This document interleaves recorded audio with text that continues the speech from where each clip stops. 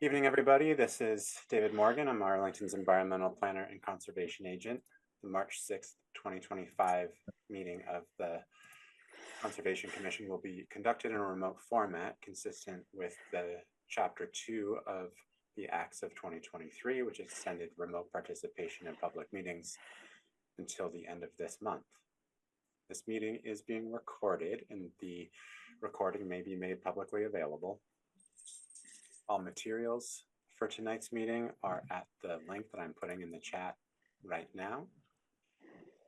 Please note that the chat feature may be used for questions and comments that contribute to the Commission's proceedings. If it's used otherwise, it may be disabled at the chair's discretion. Public comment period will follow each hearing. We don't have any hearings tonight, so it's the chair's discretion for other agenda items to allow public comment. The Conservation Commission encourages attendees to ask questions and offer comments during that public comment period. Chuck Taroni is our commission chair, and he'll facilitate tonight's meeting. Each vote that we take tonight will be conducted with a roll call vote, and we start by reviewing the agenda and taking attendance, and Chuck will lead us through that. Sure. I just wanted to start out tonight by letting everyone know that we have an agenda item for a hearing for Thorndike Place, and it says that it's a continued from 2025. That is not a continued hearing. That hearing is closed, and the only one speaking about that tonight will be the commission amongst themselves. So I want to make that clear, and during that hearing, I don't want to see any chat or anyone unmuting to speak. If that happens, we will take those permissions away. It's solely for the commission to talk amongst themselves and to have that time and opportunity to do so. So I'll start off with the agenda right now. The first thing on our list for tonight is the administrative report, and that's David Morgan, and he's going to talk about the National Flood Insurance Program, and then we have some discussions. Mononami Rock Wood Frog Restoration, enforcement order at 40 Park Ave, some other discussion items and some updates. And then our last item on the agenda for tonight is a hearing. And like I just mentioned, it's for Thorndike Place. So with that, we'll go back to the top of the agenda, and I see Nathaniel Stevens has his hand raised. Yes, Chuck, just a reminder, you need to take roll call attendance. Sure. And just further clarification, it's a meeting on Thorndike Place, not a hearing, because the hearing's closed, right? So it's a deliberation. Diversion. Sorry, Thank it's you for that. confusing. You just said hearing again, I think inadvertently, but attendance is what I meant to remind you about. Thanks. Okay, thanks for that clarification. So we just run down the list. Mike Gildersgame. Present. Nathaniel Stevens. Present. Susan Chapnick. Here. David White. Here. David Kaplan. Present. Brian McBride. Here. And Chuck Taroni is here. Associate members Sarah Alfaro Franco. Present. And Eileen Coleman. Present. Great. And now we can get to the agenda. So turning back to David and his his brief discussion about the National Flood Insurance Program compliance. Thanks, Chuck. Very briefly, we received notice from Federal Emergency Management Agency, FEMA, at the start of the year about the change in our flood maps. These are the National Flood Insurance Program maps, specifically the flood insurance rate maps. And these are to go into effect in July. In order to be compliant with the requirements of the National Flood Insurance Program, it's necessary that we have certain regulations in place about activities that can be performed and that can't be performed in the floodplain. And to date, we've put those in our zoning bylaw. Since this arrived, well, it was January 8th, and I actually received my copy, I think, on the 13th. It was too late to get it to town meeting as a warrant article to update the zoning bylaw. So after conferring with the state emergency management agency and others internally, we decided that the best way to move forward is to do a temporary addition to the Conservation Commission's regulations that would include all of the necessary language to remain eligible.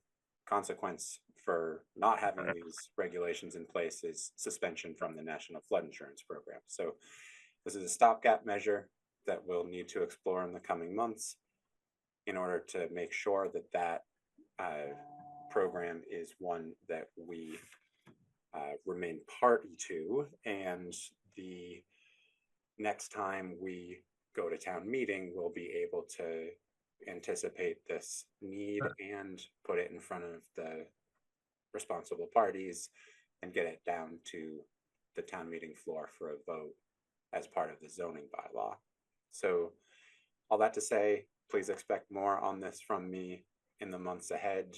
I need to send out what those regulations look like to all of you, and we'll need to have a discussion about how to incorporate them into our regs, but that'll happen in the weeks ahead.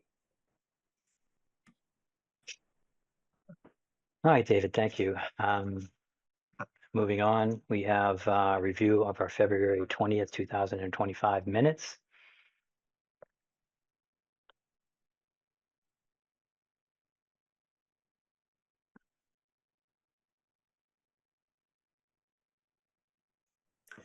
That will be me again. Chuck, can you confirm you can see the screen? Yes, I can see the screen. These were very lightly edited by Susan, so I'll breeze through them. There are just some clarifications about language. Here discussing the Mystic to Minuteman working session that we had, the request to move things outside of the 25-foot protected area. Further down, under the 995 Massachusetts Avenue hearing about the parking lot reconstruction, Susan clarified the reasons for the test pits, what kinds of plannings we were requesting, i.e. mitigation plannings, and clarified about the stormwater standards, snow storage, etc. Those are all the changes. I make a motion to approve the minutes as edited. Second. Second, Nathaniel Stevens. Mike Gildersgame. You're on mute, Mike. Yes. David White. Yes. David Kaplan. Yes. Brian McBride. Yes. Susan Chapnick. Yes. Nathaniel Stevens. Yes. And Chuck Teroni says yes. And I will just say thank you, Jackie. I didn't have to do the minutes. She did them. Yay. All right, Jackie. Good job. Sure, I just want to let everyone know that correspondence received is available to the public. For a full list of correspondence, contact our conservation agent, and he will provide a link in the chat to do that. So that would be the next item on the agenda. We're into our discussions.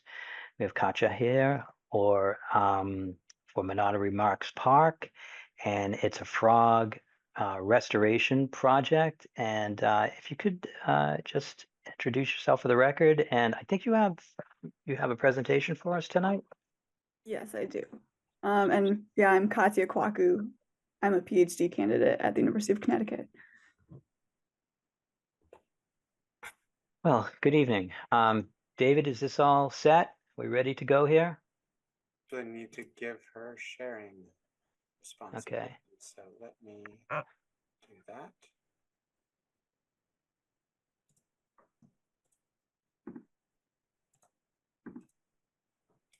right. You should be able to now, Katya. Okay, thanks.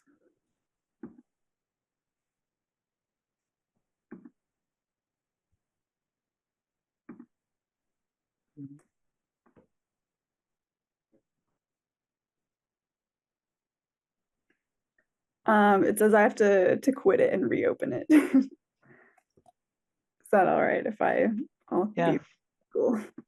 Oh, you mean your program needs to Yeah. reopen? I see. And no problem, sometime that happens. I just will make a comment. I think the wood frogs were introduced into McLennan Park, not Monotony. Just making that clear. Katya will straighten us out.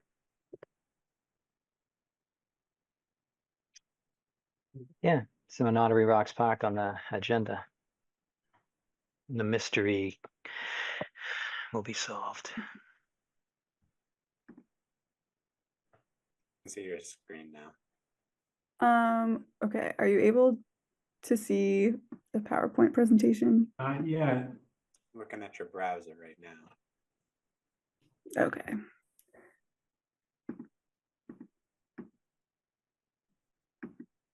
Let me try again.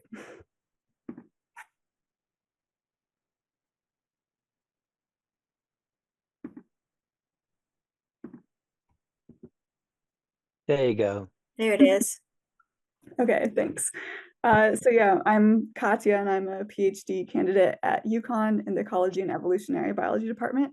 And as part of my research, I've been starting this wood frog restoration project in Arlington. So I'm here to give an update of my results so far. And I'm hoping to continue this project this year.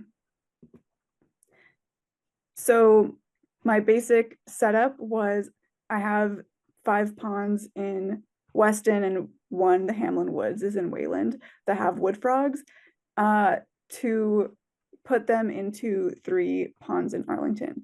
And so the Arlington Reservoir one isn't the actual reservoir, it's the temporary pond, like the storm overflow next to the reservoir. Along the side of McLennan Park Pond, and then in Monotony Rocks Park, it's not Hills Pond, but it's a smaller vernal pool, like in the woods. And I started off by putting wood frog eggs from these 2 ponds into each of the 3 of them. And as a control, I also have wood frogs in enclosures in the rural pond, so I can compare urban versus rural survival. The Arlington Reservoir one dried prematurely, which is not unheard of per se, since a lot of times just by chance things can dry up prematurely, but it's kind of disappointing. And then in one of my rural ponds, the enclosure, I think like a bird or something must have messed it up, because the eggs enclosures are a little bit open to have enough sunlight so that the eggs don't get moldy. And then I changed them into tadpole enclosures that are like fully closed off. So yeah. But then I kept looking for wood frog tadpoles, found some more in these 3 rural ponds and put them into McLennan Park and Monotony Rocks Park.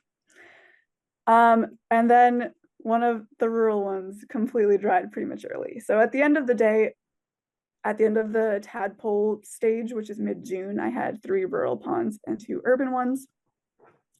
And in terms of how the tadpoles did, it's very interesting. At one of them, something was wrong with my enclosures and the tadpoles did not survive.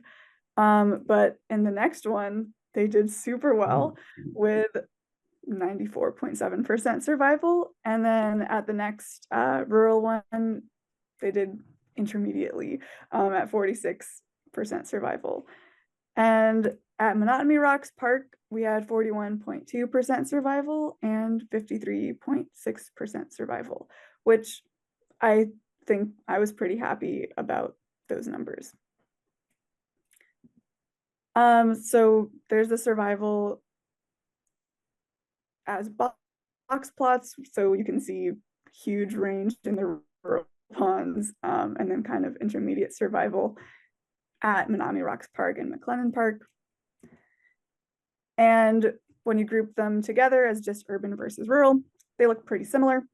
And just looking at the end survival, using generalized linear models, there is no significant difference in survival between urban and rural tadpole survival. But I was checking on the tadpoles periodically throughout the larval stage. And so I wanted to look at the survival curves, like from when I put them into the enclosure until the end of the tadpole stage. And with this method, which tends to be more powerful, there were some differences in the survival curves, with the urban tadpoles doing worse than the rural ones. And again, this does not include the ponds that completely dried up prematurely. And then I also measured the tadpoles before releasing them by taking a whole bunch of photos like that, and then using the ruler in the back to measure them. And the urban tadpoles were generally smaller, especially at Menominee Rocks Park, although there's a lot of variation. And I'm also doing this study in Connecticut, and the tadpole sizes at Menominee Rocks Park were very similar to all of the tadpoles on average in Connecticut, which was interesting. So I'm not overly concerned that those ones were super small, but a lot of variation. And so my main takeaways are that the urban tadpoles might have lower survival probabilities than the rural ones, but there's a low sample size in terms of number of ponds and so much variation that more data would be helpful to really get at this pattern. I'm planning to repeat this project in 2025. And it seems like the urban ponds might be suitable for wood frog tadpoles, which is the aquatic stage.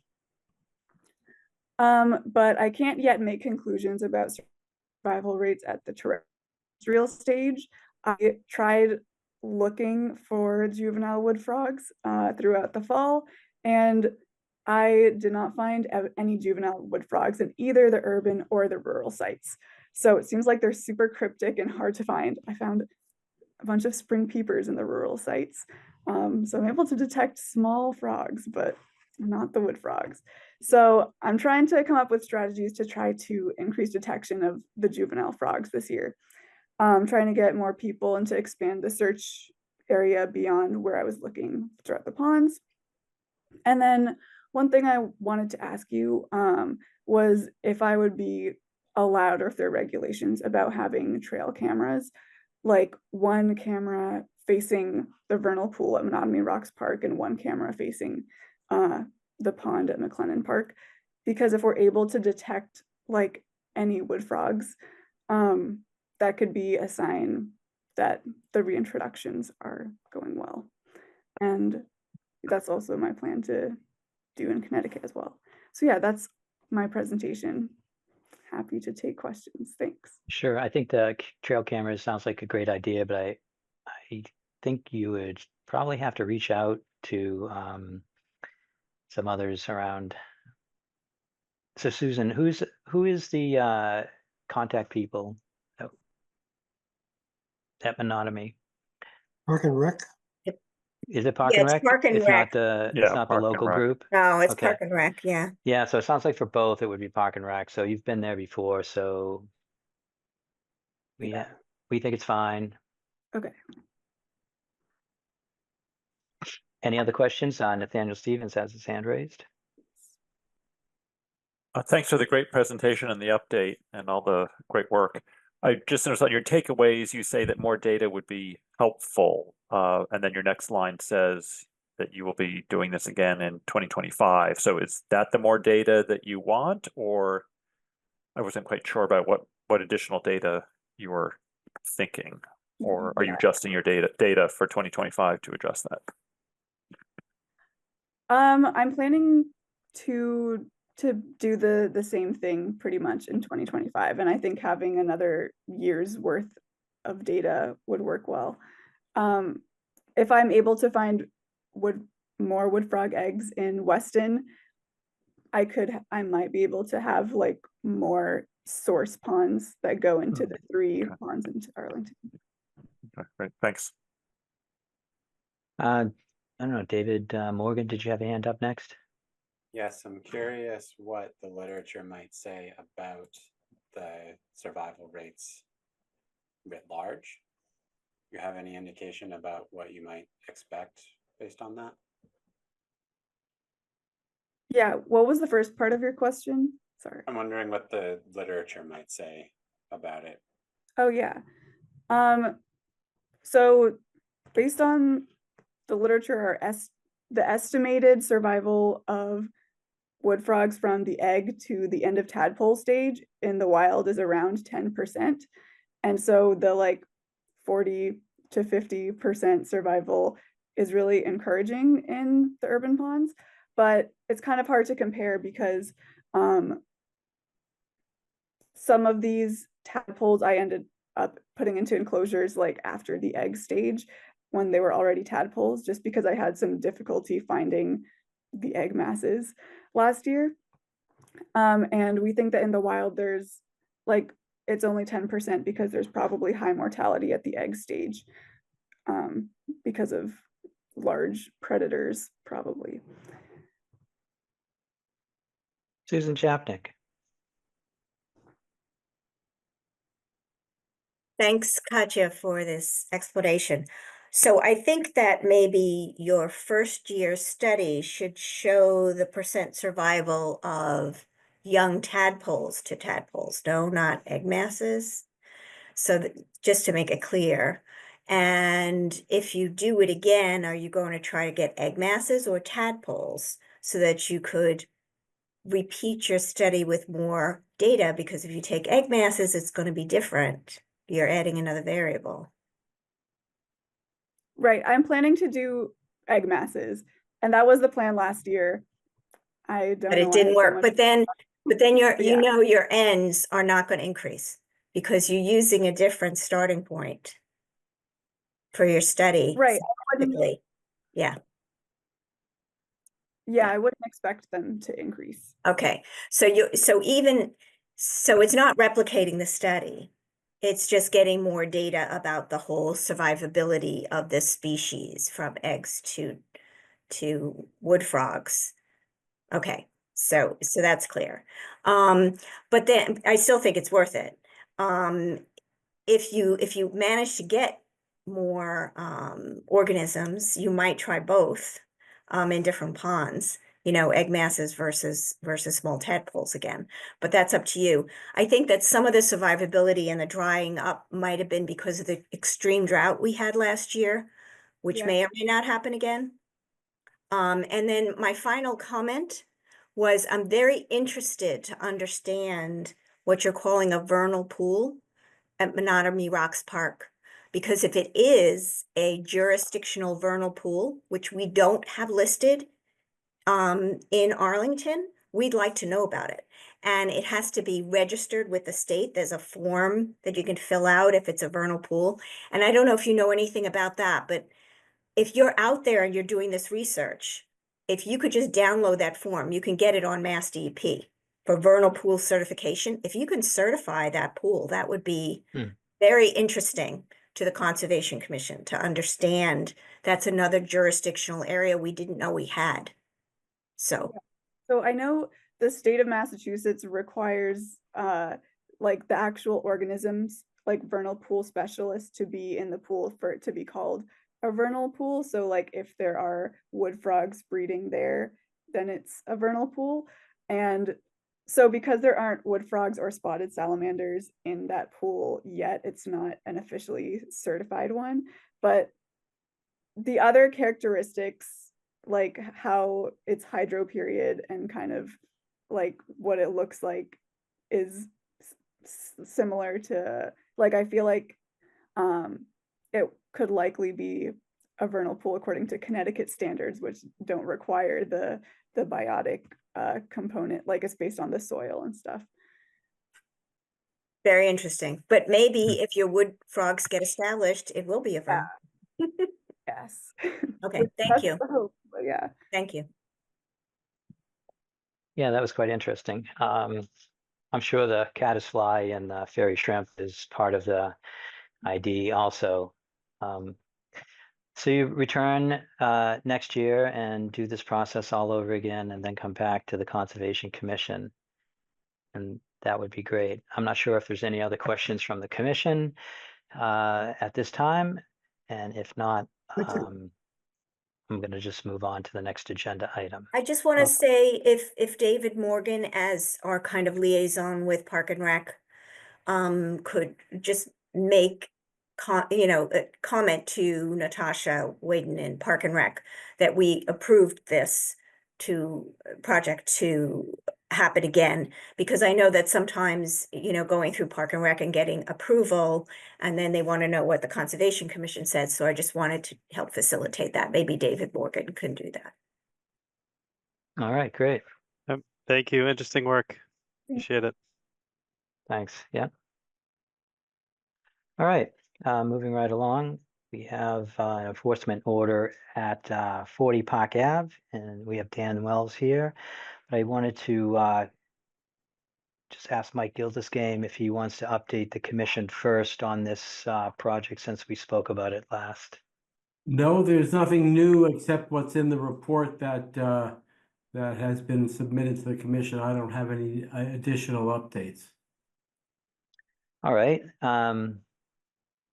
David Morgan, was that enough time to set up Dan with screen sharing permissions and get him on board? Hi, Dan. How are you? I see you on the screen.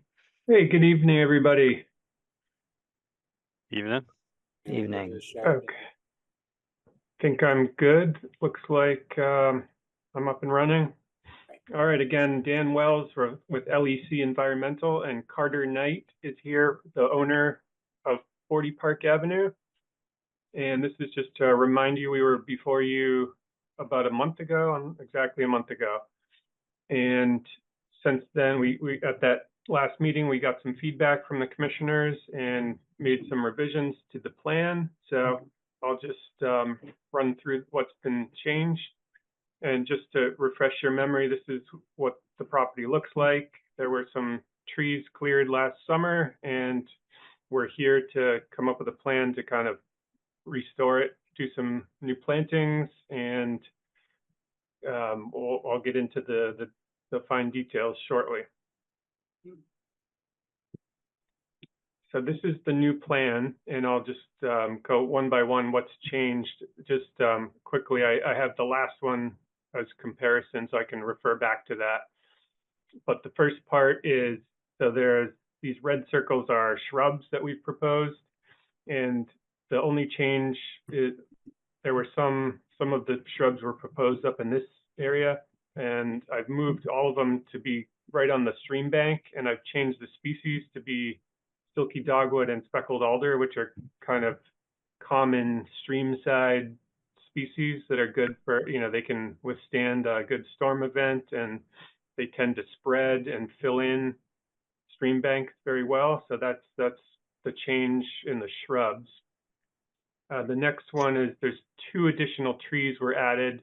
So there's 12 total trees. There's 3 species: American elm, red maple, and black gum, which are all native, wetland and streamside species.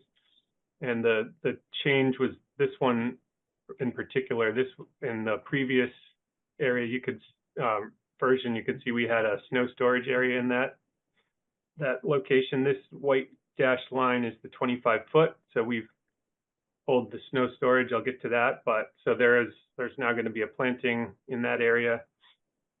The next change is ground cover. So we didn't have any specified ground cover. So there's 30 individuals of 3 species: a fern and an aster and a goldenrod. So those are to provide some, pollinator habitat, and cinnamon ferns, a very common kind of ground cover and along, in wetlands and along stream sides. The next change was, as I just mentioned, this snow storage area. So in the previous version, we had it over here. Now we've shifted it way over to the left. And so there's trying to take advantage of much of this space as we can. As you can recall from the photos, there's kind of this, it dips down into like a bulkhead. So we have to, and there's this concrete ramp leading up to the building. So we got to make sure the tenant has access to go in and out of there. So that's what the change is in the snow storage.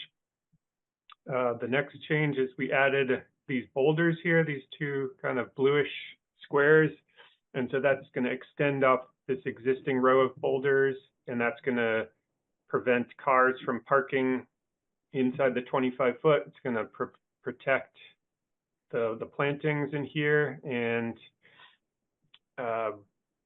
it's going to allow, not completely cut off the access to the tenants to move in and out of this ramp. And finally, just by shifting things around, you can see these are the no disturb signs we were proposing. So since we pushed everything away, those just got reduced. So there's just going to be these three denoting the 25-foot no disturb zone, and it ties into this boulder here. So one thing I will mention that the commission brought up that I neglected to specifically mention in my narrative was adding, monitoring invasive species as part of the monitoring, but that's certainly part of the intention. The plantings will be monitored for 3 growing seasons, and certainly invasive species will be managed as part of that. So we can certainly provide more detail on how we plan to do that, but it may be kind of, after the first season of planting and monitoring, we can, there'll be a report to the commission, and we can make recommendations as to what we were seeing, and if we feel like there was really abundant invasives that may need some extra chemical treatment or, other techniques. But from the beginning, we're not really sure what's going to pop up in the next few, as spring is starting. So that's our plan. So I'll turn it over to the commission.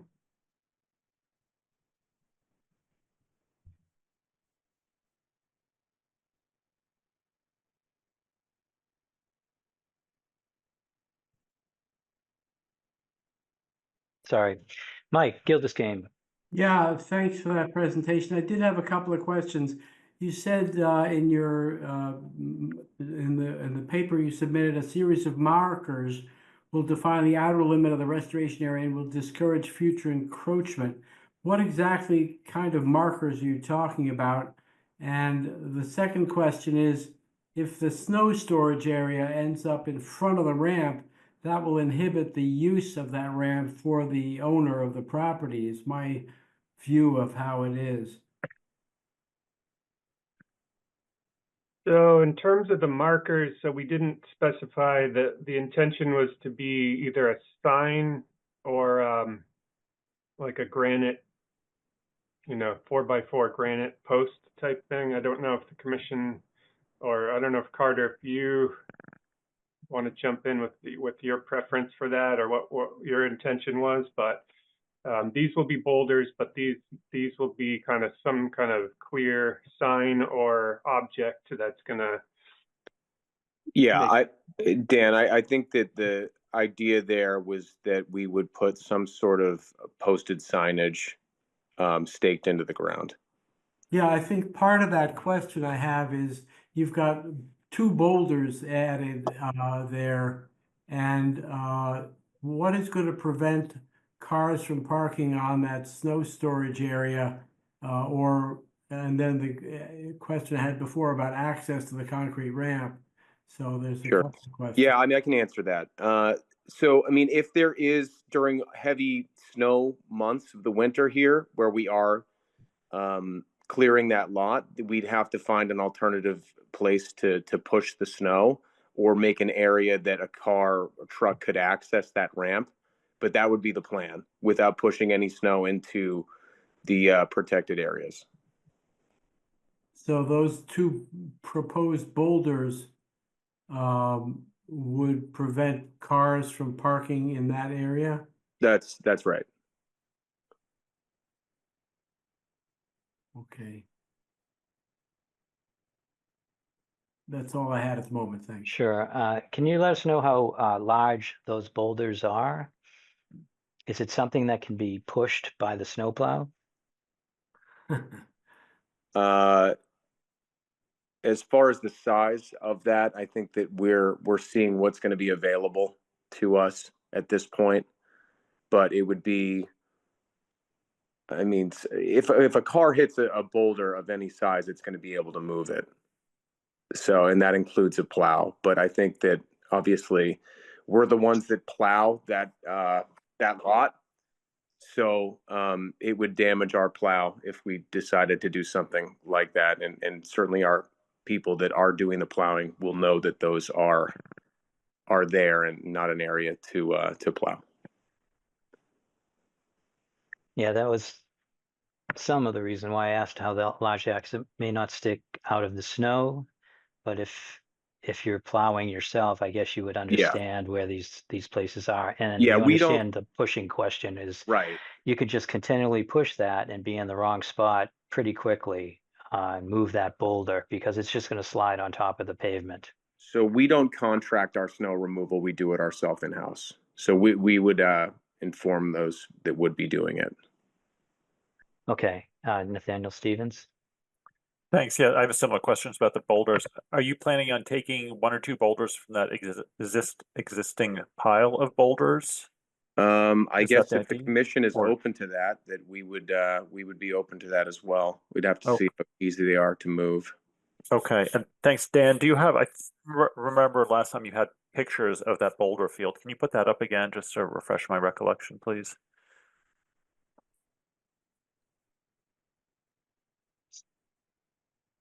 Okay, so those are what, maybe 2 or 3 feet wide? Yep, I would say at least, yeah, this one maybe bigger than that. So Okay. All right, and I guess why just 2 boulders? Why not 2, 3, 4, 5 boulders to sort of extend?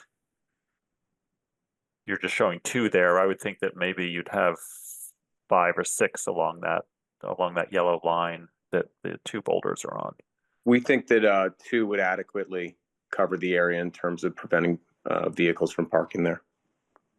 But it looks like from that image that 2 cars could park there now because there are 2 cars parked within those 2 areas. Where the boulders are? Between Yes, them. Isn't that a red car? in between them? Yeah, between them. Oh, I'm saying parking the direction that they're parking now. You're thinking no one will park parallel to them? No, I don't think so. I wouldn't think so either way. Yeah, okay. I would like to see at least twice as many boulders there just to make it clear that it's no parking and people don't try to squeeze in between it. That'd be my ask. But overall, I think the plan's much improved over what was presented before. Thank you. I see David White has his hand up. I just wonder how the new plantings correspond to tree replacement policy requirements.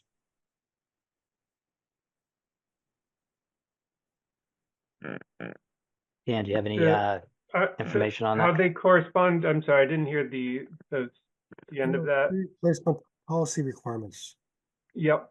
So we discussed this at the last meeting. It's definitely not. It doesn't meet it per the letter of the replacement requirements. There were, I believe, 15 or 16 stumps that were noted on the survey plan.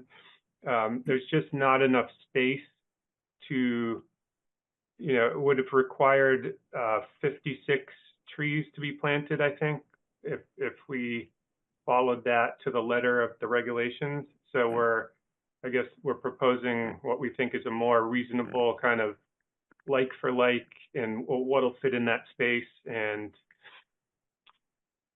that's our proposal.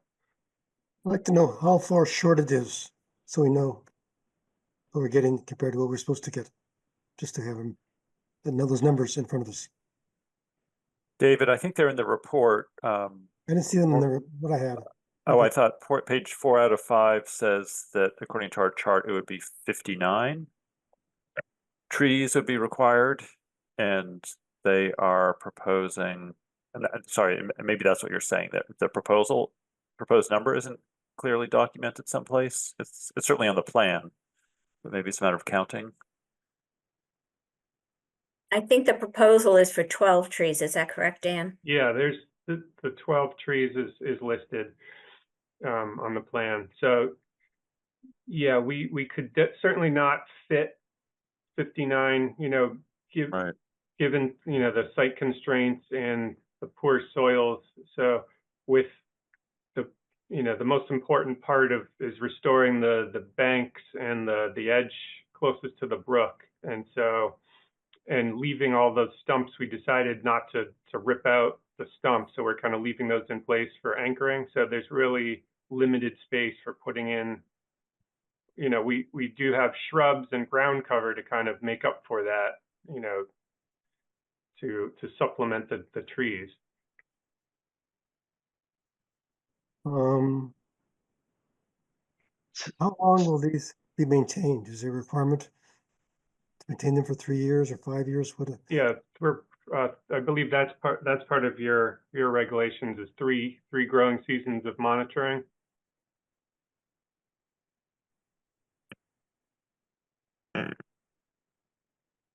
I Are think you all set, David? Okay, David Kaplan. Yeah, just really quickly, yeah, thanks again. This is a much improved plan from the previous one, so thanks for the extra work on this. Just looking at the plan, and maybe I'm just misinterpreting it, but I just want to caution everything looks fairly linear. I know this is just kind of a this is not an exact planting plan, but just want to make sure when the restoration goes in that those trees and shrubs are offset in a way to make it look a little bit more naturalistic than just having a row of barrier along the bank. Yep, understood. That's a good point, because also we have these erosion control socks that are going to be in place. So we'll, between the stumps, the slopes, we're gonna, it's not gonna look like that. Yeah, neat lines at all. It's gonna be much more natural looking once everything's in the ground. Great, thanks for coming. And you're going to be you're not going to be planting around that erosion control barrier, right? Where you would be using that as potential plantable space.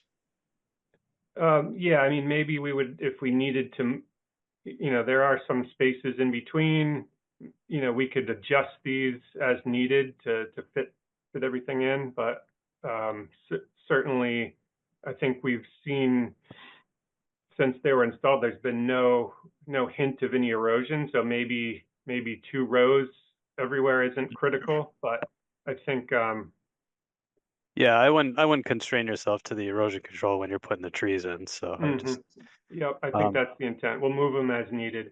okay. Thank you for the explanation. All right. So with that meeting up tree replacement policy, at the end of that policy, what is the amount of survivability for the trees and shrubs at the 3-year mark? Are you asking our regs, or are you asking them? It seemed like Dan looked at it, but if someone knows that from the commission, just throw that out there. Yeah. I know. It's 100% for trees and 80% for other plantings. And what happens if on the 3rd year, the shrubs or a tree is dead? They have to replace it. And then does It's the gotta clock? be, otherwise they're not, Yep. Well, not we're just doing this for everybody, and then what happens? Does the clock start again? Good point. We never wrote that down. I mean, I would assume it does. It's got to last for 3 years, but I don't know. We haven't come across that yet, so I don't know. I believe the way it's written is that it's from issuance of the permit. And in this case, I think we would treat that as the issuance of the enforcement order. But, the time that the plants go in following the issuance. So it's from the commencement of work, really, the way that it's currently phrased. And so what's your thought, David, if they die in the third year, would we need to review those trees and shrubs for another 3 years? We would need to make a decision on that as a commission and put that in the regs, I think, because the way that it's done in practice now is that the 3-year clock runs out and that's that, even if you need to make replacements in the last growing season. Except when we have orders of condition that say that the vegetation mitigation is in perpetuity. Right. Then Yeah, they've got right, to right. meet those 80% and 100% in perpetuity. No matter, it's just that the first 3 years they have to give us monitoring reports and they might change species with us or whatever. But this is an enforcement order. So my understanding is we can write it. I mean, we want to be consistent with our regs, but can't we write it the way we want to write it? That's a good point, Susan. I was going to mention that. And I was going to say to David, well, luckily, this is an enforcement order. And if we get to that point in 3 years, it could be up to the commission what to do at that point. We could just extend it for an additional 3 years. Or we could just say that this area is important and we'd like this to, I mean, I can't imagine that after putting this much work into it, that they would let it go. So that's kind of an open question to the commission because I think the enforcement order may need an update based on what we're talking about.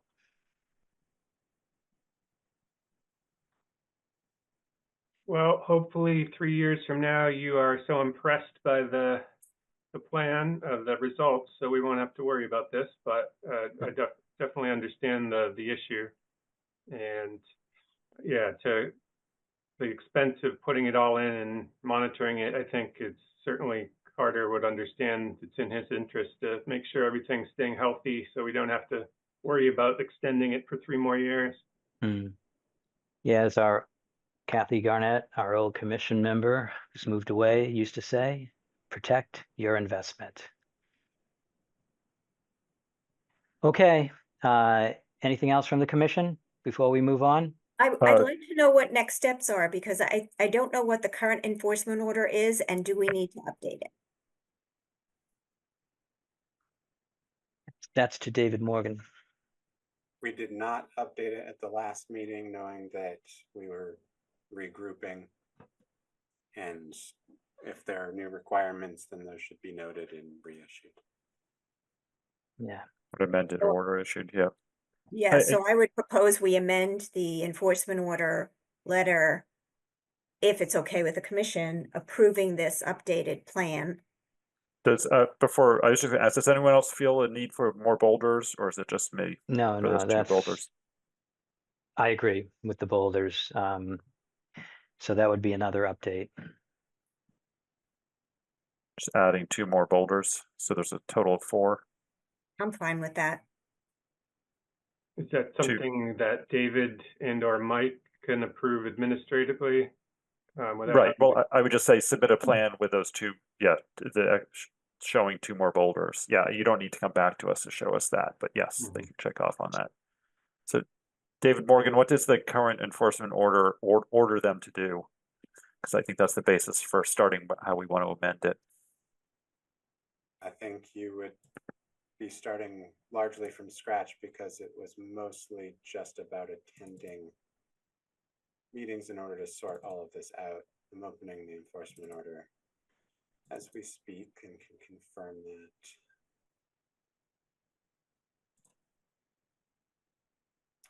The last update was in January. Do we want them to resubmit an updated restoration plan with, in other words, just showing them more boulders and the Yes, that was my idea. Yeah, just have them submit and that. trees showing some variation away from a straight line. Yeah, so let's just put it together. So we're gonna propose an updated plan that shows 2 additional boulders. I would add to that, or boulders anywhere, or enough boulders so cars can't park in between the boulders. So that could be more than 2. Why don't we just say a minimum of 4? Well, Because I think like that's I what like the- where Chuck was going, that it's like the Okay. intent. We're trying to Okay, keep the cars intent. from parking in that space, and if that Right. can be done with 2 boulders, it can be done with 2 Okay. boulders. If it needs more, then there's a Yeah. little bit of leeway there. Okay. Yep, the applicant. And I would not Oh, be in sure. favor of them removing the boulders that are currently there, though, to to reuse the boulders that are in that existing pile that was shown. Right, because then you might have trouble in that area. Yeah. Those So Right. boulders are stabilizing certain things and they're, yeah. Yeah, I agree. They need to bring in boulders. Okay. David, you have that part? Bring in boulders, not enough for cars to park in between. Planting as per plan. The clock starts on the day of planting, not the day of the original enforcement order. It's a 3-year look back with 100% survivability, verified by, 100% survivability of trees, 80% survivability of other plantings, unless you want it to be 100% of everything. and that's where I was going, but Okay. yeah, it's up to the commission. Mhm. I think, like, 100% is, how can you say no? But what's the thought on that? 100% trees and shrubs? Well, I think we have a precedent for 100 on trees and 80 for others. Okay, enough said. With that. 180. Okay, and Do we want a deadline for when the planting needs to be completed? Do we want it done this spring? yeah, I Suggested think so, yeah. because that would be the growing season that would count for the first year. That's the way that we've done it with other permitting matters. With Dan, how you- long do you think the work would take? Is Dan still with us? Yeah, I'm still there. Yeah, a few weeks probably to. I don't know. I can't speak for whoever's going to be installing it and ordering and buying. So, but certainly, yeah, we would love to have it this spring so we can take a full growing season in 2025 and monitor it. Was June 1st for a deadline? June 15th for deadline? I would say 15th would be preferred. Okay. How does the rest of the commission feel about that? Sounds good to me. oh, sounds good. All right. Yep. So we'd add that as well. I think. And then maybe the revised plan submitted to the commission within 3 weeks. Dan, does that give you Yep. enough time just to make those additions? Sure. Okay. Mm-hmm. All right, so we get the plan, parking, plants, anything else needed here? And 3-year look back period. The deadline to complete the planting. Yep. Yeah. I think I can't really think about anything else. Do we have to put a note in? It's a enforcement order, so it's good. I'll make a motion to amend the enforcement order as we've just discussed. Second.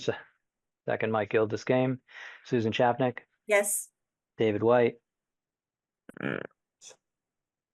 Yes. Brian McBride. Yes. Did I say Mike Gildes-Game? I don't know. Yes. Nathaniel Stevens, Yes. Susan Chapnick, and Chuck Tironi says Dave- yes. David Kaplan says yes. And David Kaplan says yes. Yeah, I got distracted. All right. All Thank right. you for approving this, and we will be in touch. Thank you, Dan. Thanks, you. Dan. All right, Dan, thanks. All right. Moving right along, we're going to go to David Morgan and David White with a Water Bodies Working Group 2024 brief review of the Water Bodies Assessment and Report. So I think the report is finally done. It was on the document list. Anybody look at it? Any questions about it? It's pretty straightforward. That's one key document. The Water Bodies Group is also working on a presentation to the FinCom, which is still in works. And the hearing for FinCom is 17th, St. Patrick's Day. What time is that meeting, David? We know yet? Let me check my calendar here.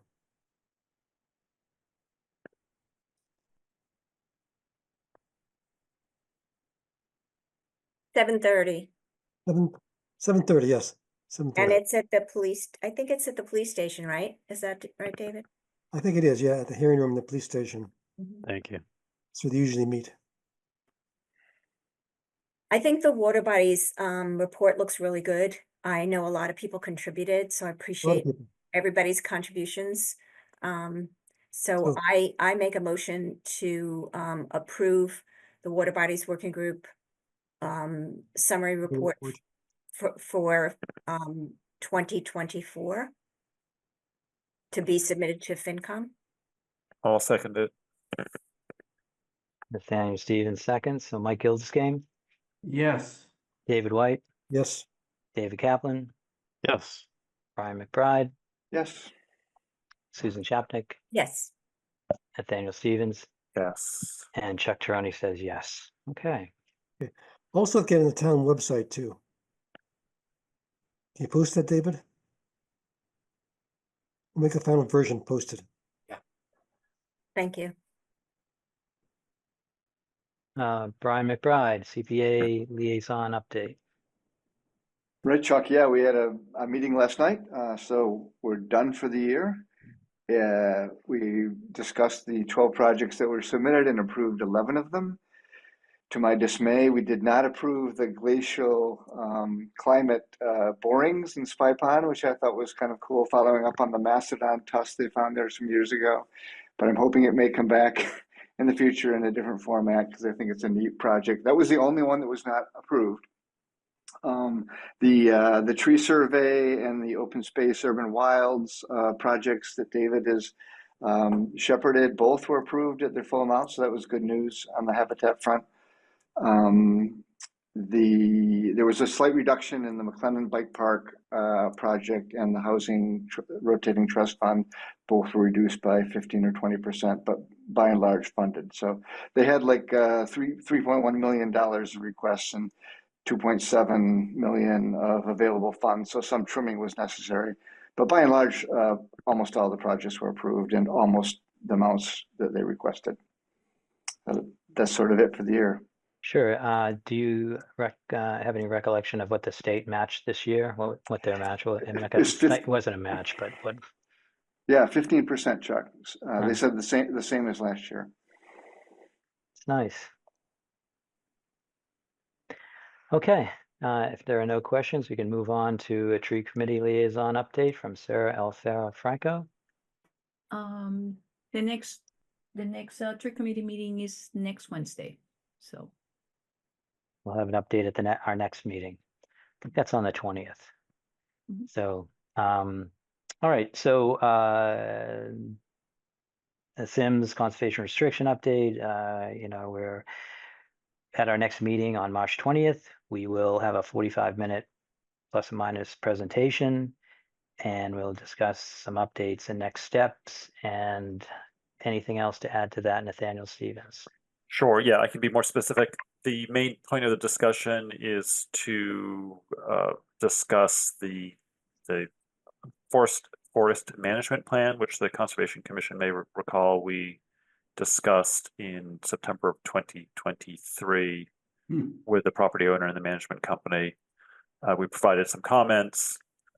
It took a while for everyone on their side to get on the same page about this. They've come back with they responded to it. They've given some further thoughts about it and are coming to us with sort of I would call it a sort of counter proposal on that. And so you should expect to see an outline form of what that is. But just to give a preview, it's not going to be a 5-year plan, but it's going to be a bit longer of a plan, but still achieve its goals of forest health and invasive species management. So we'll have that discussion. We might have time for a brief update on encroachments, but the encroachments are dealing with the encroachments are still a work in progress on that. So I think the main thing is to focus on the forest management plan. I have a hand up from David White. Cook's Howell meeting next Thursday. Do you have a time on that? And location? 6 o'clock, I think. 6 o'clock at the community room in the police center, or the police station, rather. And so those are not also available in a hybrid format? No, these will just be in person. In person. The Cooks Hollow one, and I'll also mention, since we're on the topic, the following morning we're doing a site walk of the Minuteman Bikeway between Mill Street and Mystic for a proposed native garden planting project, sort of a, hopefully a flagship kind of proposal. All right, any other questions on the Sims and other things portion of our meeting? Seeing none. So that's all closed. I'm going to open up the hearings, and we have a hearing, a meeting. We have a meeting. Let me correct myself. We have a meeting tonight on Thorndike Place. Yeah, okay. Yeah, this is Bye-bye. and David White is recusing himself. So, you know, I think we've been doing this for a while. I've now concluded the public hearing process of the Thorndike Place project, having received testimony from the applicant, peer review, and the members of the public. As we move forward into deliberation, it is important to recognize our role and authority under the Massachusetts Wetlands Protection Act, its associated regulations. The Act charges us with the responsibility to protect the wetlands, water resources, flood control functions by ensuring that the proposed project meets the legal and scientific standards required for this proposal.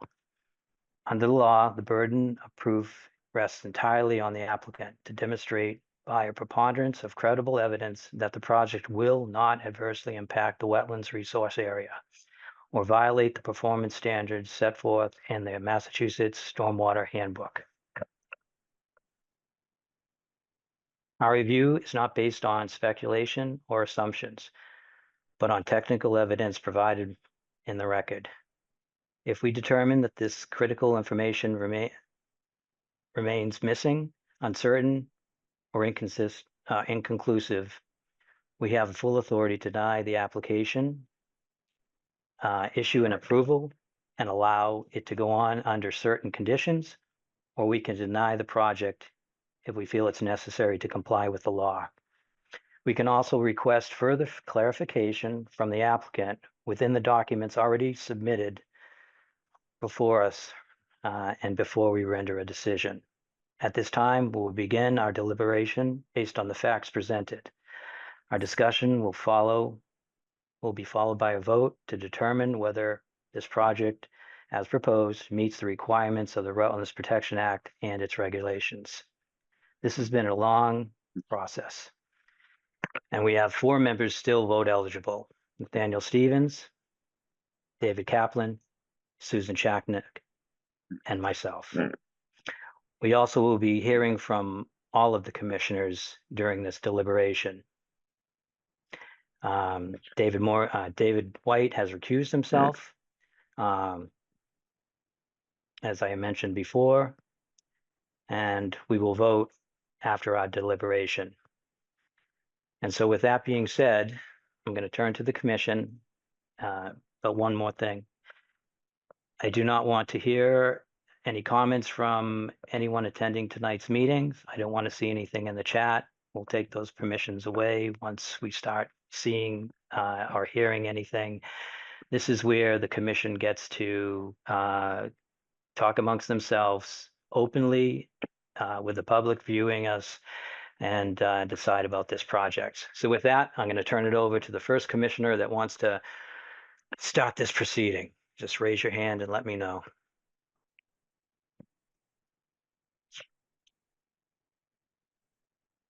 I see Nathaniel Stevens' hand is up. Thanks, Chuck. Yeah, I just wanted to start off by thanking everyone involved in this long hearing process, public hearing process, members of the public who've attended all the meetings, who've provided, taken the time to provide comments orally and in writing. Also wanted to thank the applicants team for all their work, their responsiveness, and flexibility when the commission has needed it. And also thank our peer reviewer at GZA for their work as well. And also thank the other fellow commissioners and David White. I think it might be helpful just to remind ourselves what resource areas are involved and the actual performance standards we have. Again, the commission's not voting overall whether they like or don't like the project. As Chuck mentioned, we do have legal standards that we apply. We do this so we are applying standards in a uniform manner, so that these are the same standards we apply to other projects in town. There's not a different set of standards for this project. So my recollection is that we have work in the buffer zone. And the standard there essentially is that we try to impose conditions to protect the interests of that are identified for the adjacent resource areas. So I think here we have these are buffer zones to bordering vegetated wetland, and so there's a little more standards in terms of buffer. I'm sorry, I should say there are not really specific standards for work in buffer zone, but there's just general standard about trying to impose conditions to protect the interests of the adjacent resource area. My recollection, furthermore, is that there are BVW, but no BVW is being proposed to be filled, and that the other work is in bordering land subject to flooding, and that standard requires one-to-one compensatory flood storage. And I believe there may be, sorry, it's been a long week. And yes, we do have a 10-year floodplain involved, so there's some wildlife habitat component to that. And then the other, so I don't think there are any other resource areas involved, but correct me if I'm wrong. Then I was going to talk about stormwater standards, but does anyone else recall any other resource areas that are involved other than BLSF and the buffer zone to BVW? I don't. Okay, right. And then we have, due to the size of this project, we have the 10 standards under the Massachusetts stormwater standards that need to be met. And those are, turning to my regs, even after all these years, I still don't remember them all. Quickly. Bear with me. Where are they? Here we go. All right. So the first standard is no new stormwater conveyances may discharge untreated stormwater directly or cause erosion into wetlands of the Commonwealth. Stormwater standard 2, which is one of the ones that we had a lot of peer review, a lot of discussion on, a lot of focus on, and had the benefit of peer reviewers. And sorry, I also did forget to thank the contributions on this technical level to the discussion from Scott Horsley and Mike. His last name I'm forgetting. Sorry, Mike Mobile. Mike Mobile. Thanks. And so the second standard says stormwater systems shall be designed so that the post-development peak discharge rates do not exceed pre-development peak discharge rates. And then the third standard is regards minimizing or eliminating the use of infiltration. Sorry, it's trying to maintain the level of infiltration prior to the project being built, and you try to maintain that when it is done. And I'm summarizing that. Stormwater standard 4 is about removing 80% or more of the average total suspended solids. Standard 5 doesn't really apply. That's for land uses with higher potential pollution loads. This is something like like an auto repair yard or something like that. Stormwater 6 is, again, this doesn't apply because this is for discharges into wellhead protection zones or areas of critical environmental concern. Standard 7 is for redevelopment projects, which this is not, so that standard doesn't apply. Standard 8 does apply, I believe, a plan to control construction-related impacts, including erosion, sedimentation, and other pollutant sources. And then 9 is similar to that, and it says a long-term plan. So post-construction, we need a long-term O&M plan, operation maintenance plan, to deal with erosion, sedimentation, and other pollutant sources. And then 10, I think doesn't really apply here. Well, it's a standard, but it's pretty straightforward. And all illicit discharges to the stormwater management system are prohibited. So I believe I've covered all the standards that are there, and it might just be helpful. I don't know, one way of framing the discussion is just going through to see if I mean, our charge is really to see if this project, as in its current proposed state, meets these standards. So that's one proposed way of moving forward. But I'm happy to discuss about other ways of slicing this. Can we just speak freely, or do you want us to raise our hands, Chuck? I would like to have more structure than just Okay. people just blurting out. Yeah. So, but if you have to follow up on something Nathaniel says, then sure. But if you're going to start a new topic, you want to start whatever you've prepared or anyone else has prepared, then raise your hand. So it seems like you backed down a little bit. So I was just going to ask Nathaniel to go over standard 2 again. If he could just read that one more time, or did you close the book? Sorry. Nope, I got it. My regs are always within arm reach. All right.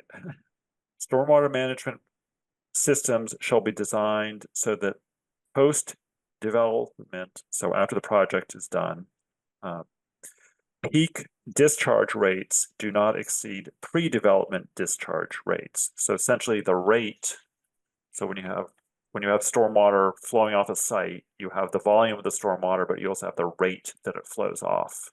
Is it flowing off fast? Is it flowing slowly? And that is, so you're supposed to, that rate, so again, the Wetlands Protection Act only regulates the rate, not the total volume. So the rate cannot be a higher rate than the pre-project development there.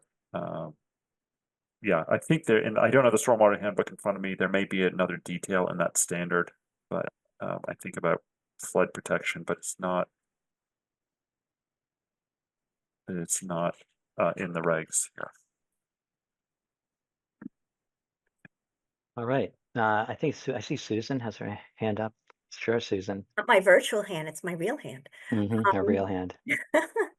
So I do think that's a good way to frame it, because we did spend most of our time on stormwater in terms of peer review questions and questions to the applicant. I would like to go back one step further before we enter stormwater and just also, as you did, what is our charge? And we have the 8 values or interests of the act that we're protecting by complying with these performance standards. And 2 of them I think are important and are reflected by the stormwater standards, and those are flood prevention and prevention of storm damage, because what are meeting these Massachusetts standards getting us to? It's getting us to help protecting some of the interests of the act, correct? So I'm just making that connection there between flood prevention and prevention of storm damage. I'll also say that just to remind all of us, because I went back and I know Nathaniel knows the Wetlands Protection Act a lot better than I do, but I went back and read certain sections because they spoke to me again. I forgot how they were worded. And section 10.066 under notices of intent, just to remind everybody, requires the commission, that's us, to impose such conditions as are necessary to meet the performance standards.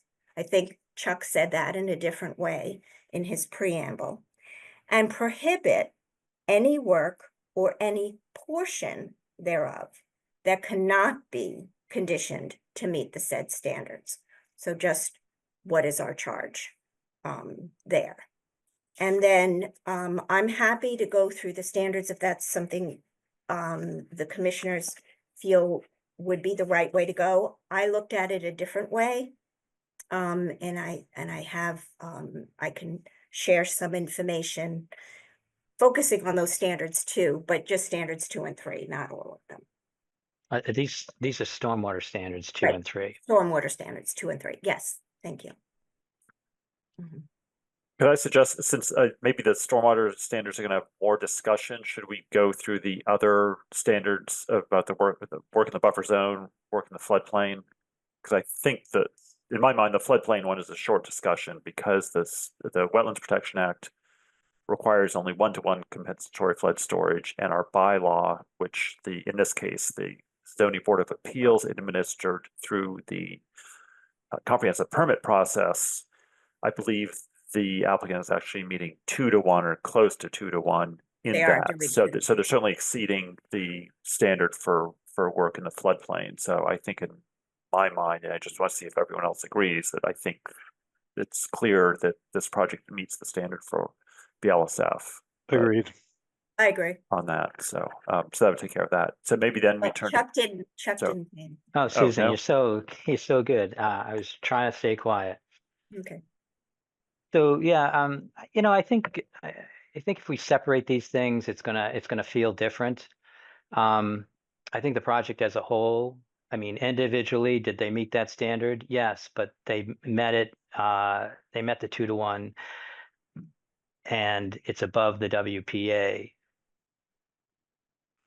I'm not sure if we're allowed to think about more than that, but certainly that's how I was approaching this. So yeah, I'm not going to say I agree. I'm just going to stand back on this one. Okay. How about work in the buffer zone? Do people feel that that's met? And that's, if my recollection is, this is where they're doing a lot of, some of the buffer zone overlaps with the floodplain. So we do have a comprehensive floodplain restoration plan, which overlaps the buffer zone and buffer zone plantings, and the invasive management plan, which was peer reviewed by SWCA. Is that right? Yes. Yep. Yeah. On that. So I think that we hashed that out thoroughly and came up with potential conditions to include if we approve the project. I am pretty satisfied with the mitigation of the woodland restoration and the native planted areas for work in BVW. I'm not totally satisfied with the invasive plan as yet. So if we did permit this project, I would propose conditions on that to come back to the commission with a final plan that we approve. I still have reservations about the pesticide use, the herbicide use, excuse me. So the chemicals and the way the chemicals are being applied in certain instances.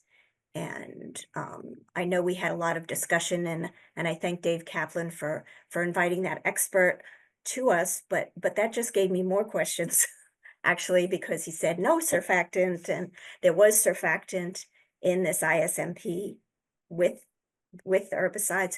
So it brought up more concerns that I had. So I would say that I would approve the ISMP as written. I'd say it was a start. And but I do think that the amount and type of mitigation was appropriate for. Do you foresee conditions, Susan, that it would be acceptable to, could you approve it with some conditions? I think so, but I don't know that I'm smart enough to know which exact conditions. So maybe they just have to come back to the commission, maybe some broader conditions, and come back to the commission for approval before they do any. So for example, I remember that Dave Kaplan said in one of our meetings, and Dave, tell me if I'm speaking out of turn, that he would recommend some kind of a buffer zone where we didn't necessarily do a certain type of herbicide or certain type of application like spray near our jurisdictional area, which I would agree with. Putting certain limitations like that. But in terms of like, what should the formulation be? I can't say that, but Right. could we put conditions on that said it would have to be approved by either the agent or the commission prior to them going and doing this chemical control. Yeah, I think from what I know about license applicators, the label's the law, and that's what you're going to find out. I don't think David is going to be able to go out there and pull rank on the licensed applicator on how they're going to do it. But I do like how you said maybe there's a certain proximity to the, BVW that a different method should be used instead of backpack sprayers. So that's where I agree with you. Yeah, I think that's fair. And we've approached looking at vegetation management plans that other people have put together. There's often cultural or resource buffers that are applied, within in specifying how to apply and what to apply based on proximity to a resource area. So I think that's a fair approach, and it's something. An example could be, no foliar spray within the wetland boundary. Only sort of a cut and daub or more targeted approach can be used, or hand pulling, and perhaps the commission considers like a foliar spray in the aura or buffer zone, where there's less chance of the transport or the unintended impacts to nearby species. So I think I would be more than happy to consider that as part of a condition to this.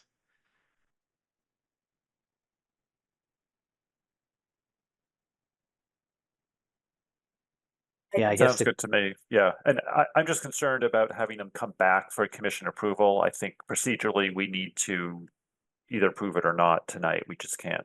That's kind of piecemealing it out if we get. I guess that my part. concern, Nathaniel, is Yep. so the ISMP exists. Yep. And we'll put certain conditions on it. Yep. But the ISMP exists.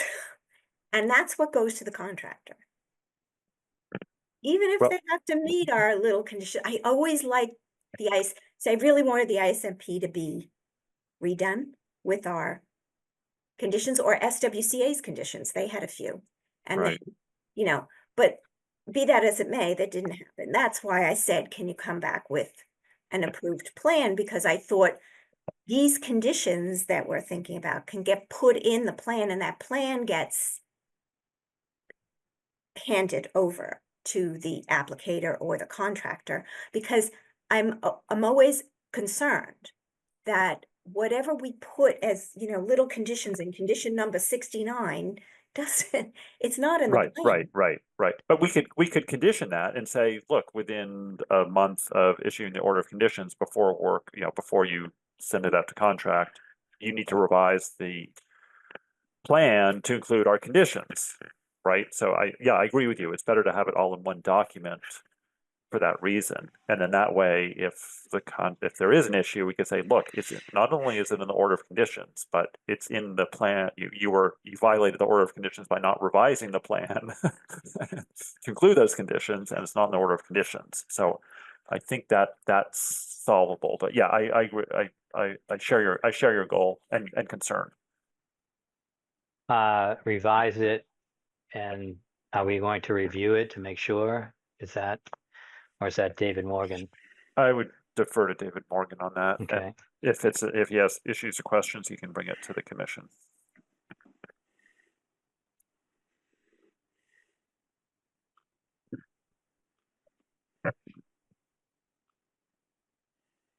So if we're going to talk about conditions to the planting plans,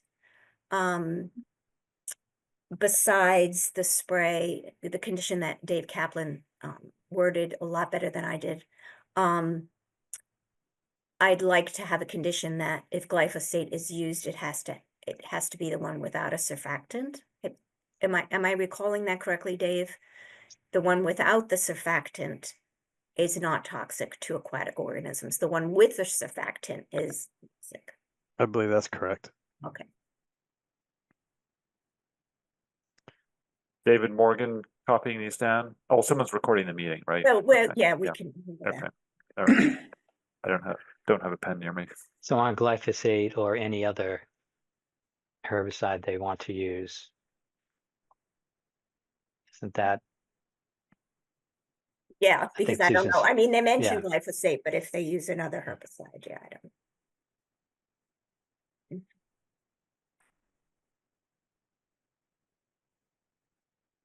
So no surfactant used on herbicide application.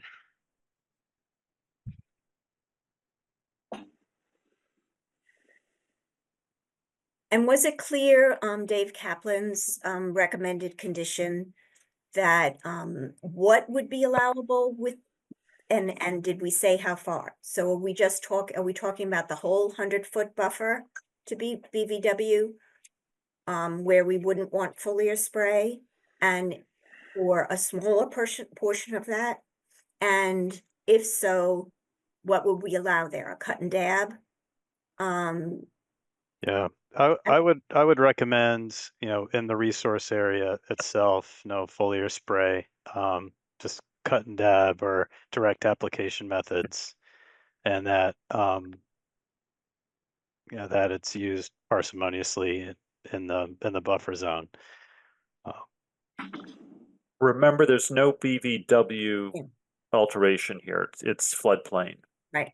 Yeah, I Right, think we're okay, looking for If that makes a difference too, because I think, I don't know, I think David, I think Susan implied, maybe not intentionally or not, that there's work in the buffer zone, sorry, in the BVW, and there's not. No, it's just buffer zone. It's buffer zone, but I think some of that buffer zone overlaps floodplain, if I recall, and remember, floodplain is a resource area, so. Right. So I guess. Yeah, I mean, my concern is that, it's the fate and transport of the chemical, and if, the ground is wet, there's more of an opportunity for it to get, picked up and transported. So if it's, and I guess that was sort of the reason for my proposing that condition.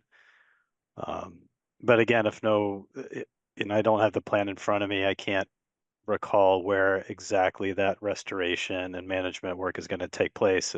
I know it's sort of around the building and near those isolated vegetated wetlands, but not within them. I'd be okay with with a foliar spray approach when needed, but I think for the most part, it depends on what species they're going after. There are plenty that can benefit from a more targeted cut and dab approach.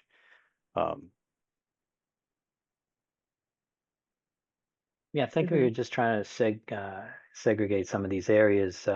So I didn't know where you guys were going, but I just wrote down cut and dab in the ILSF and within the 25-foot buffer. Everything else can be foliar sprayed. Right. And so I was proposing at least a 25-foot buffer. I know Dave Kaplan didn't say that. He just said resource area, but I think a 25-foot buffer to the resource area is reasonable. That sounds good to me. Okay. ILSF and 25-foot buffer. That would be And also not in the floodplain, right? Floodplain's resource area. So that would also be included in this. yeah. That's ILSF. Okay, sorry. It's getting late, right? Okay. Was there anything? I'll just add that to it anyways, Yeah. just so there's no confusion. Right. Was there anything else in, I know that Jackie had a compilation for us of recommendations of conditions from our peer reviewers, and there were a few from SWCA, and I don't remember what they were. Do you have, David Morgan, can you put that up for us just to make sure, if we're just talking about the planting plans now, that we finish that discussion, we don't forget anything?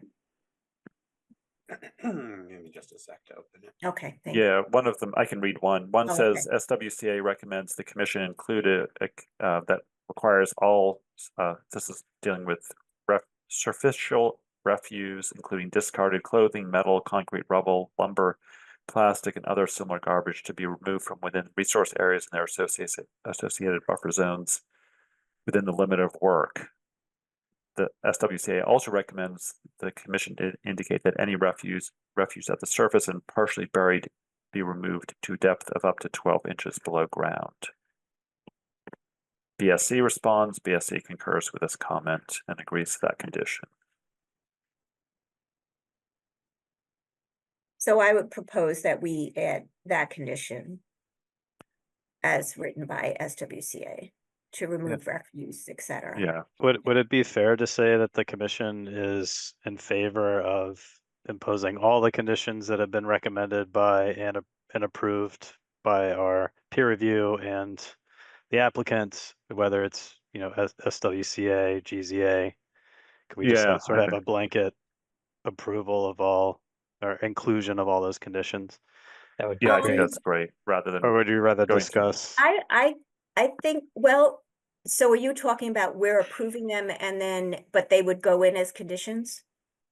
Yeah, I Okay. think David Kaplan, I think, is saying if you know, if our peer reviewer made a recommended conditions or several conditions and BSC approved, I guess, or not, I think we're just going to take that. Can we just agree that all those conditions would go in? But Yes, that's fine with me. In case we forgot them. yeah.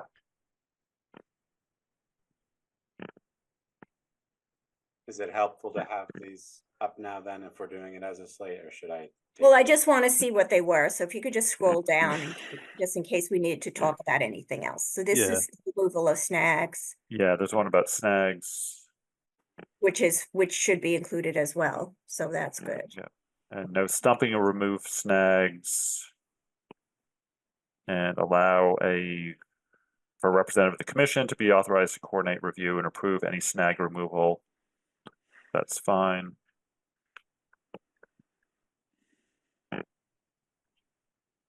They also do recommend approval of any such ISMP by the commission representative prior to start of work.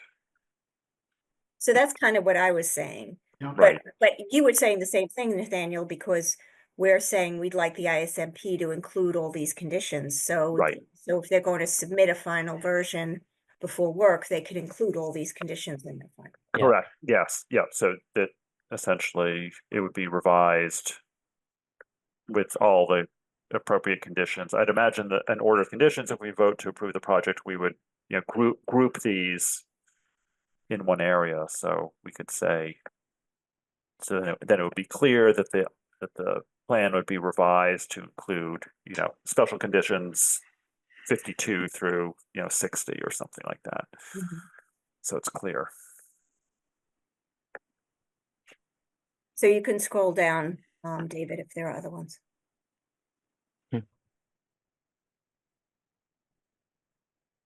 Oh, a corrective action plan if the 80% rate is not met.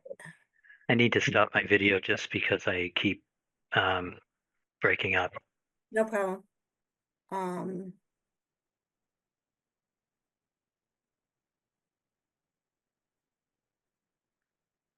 Yeah, that's a comprehensive, yes, that was in the CPA, so. This is that issue again, that after year 3, what happens if you don't meet those limits? Right. So we'll have to deal with that at that point, but yeah. Are there others? There's this last paragraph. Nope, I think that was it, right? Yeah.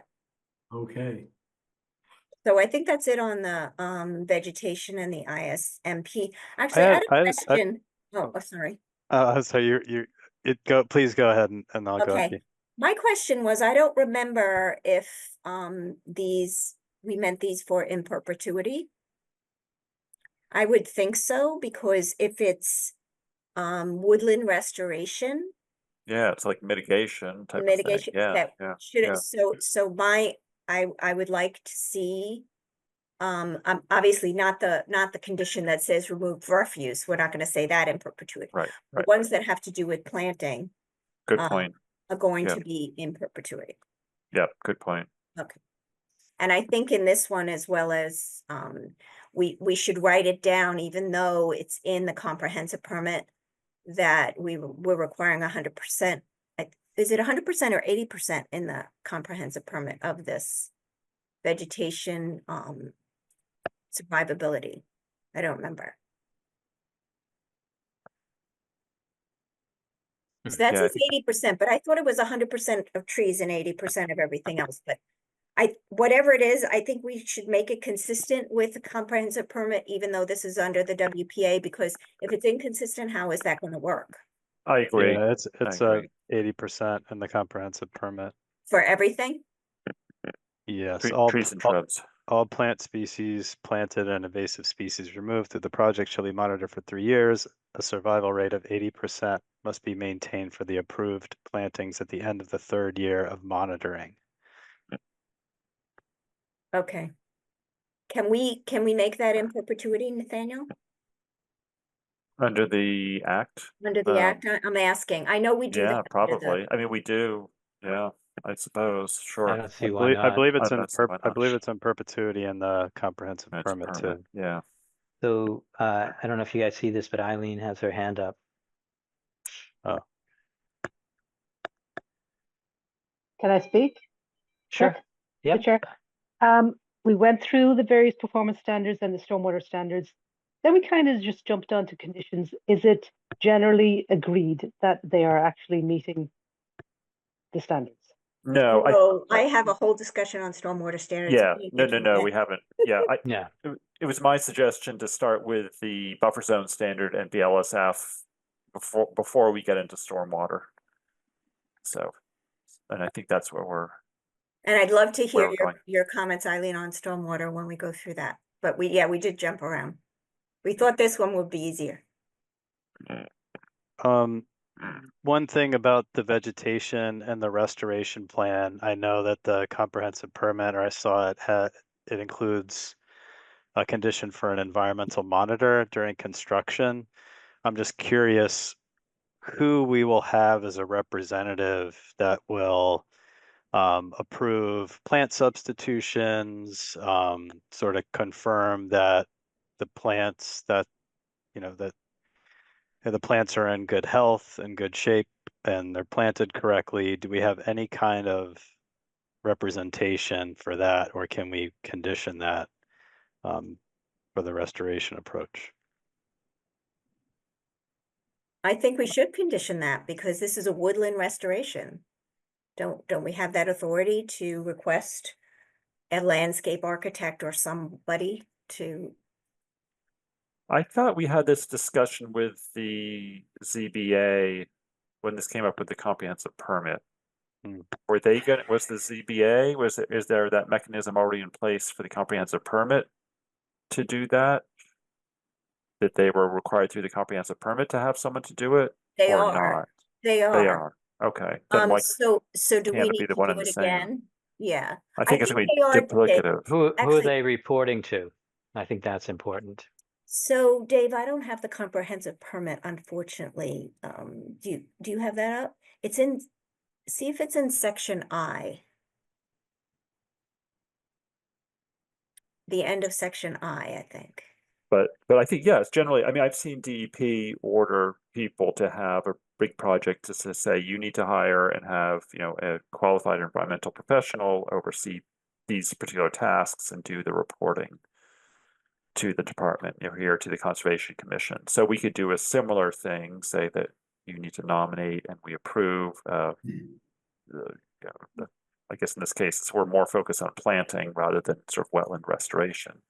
So it would be a qualified professional, landscape architect, or similar, that sort of that area of profession. And that we could say, if there's one it could be one and the same person who's being hired under the comprehensive permit, but that person needs to provide a report to the commission. Just so the applicant doesn't have to hire 2 different people. Right. Did you find it, Dave, or it's not? Yeah, clear? I'm scanning it. I tried searching for a couple of key terms and nothing popped up, but Yeah, Nathaniel, hiring a couple of people sometimes they would just hire a company and they would have different people to plug in when different things are needed. Sure, well, that's what I'm saying, but I guess I didn't want to make a duplicative requirement if it's already there in the comprehensive permit, so. Yeah, It's, here we go. that's Yeah, what I I'm think saying. what's important They- is that we review Right. this material and have some authority over it to Yeah. make decisions about replacements.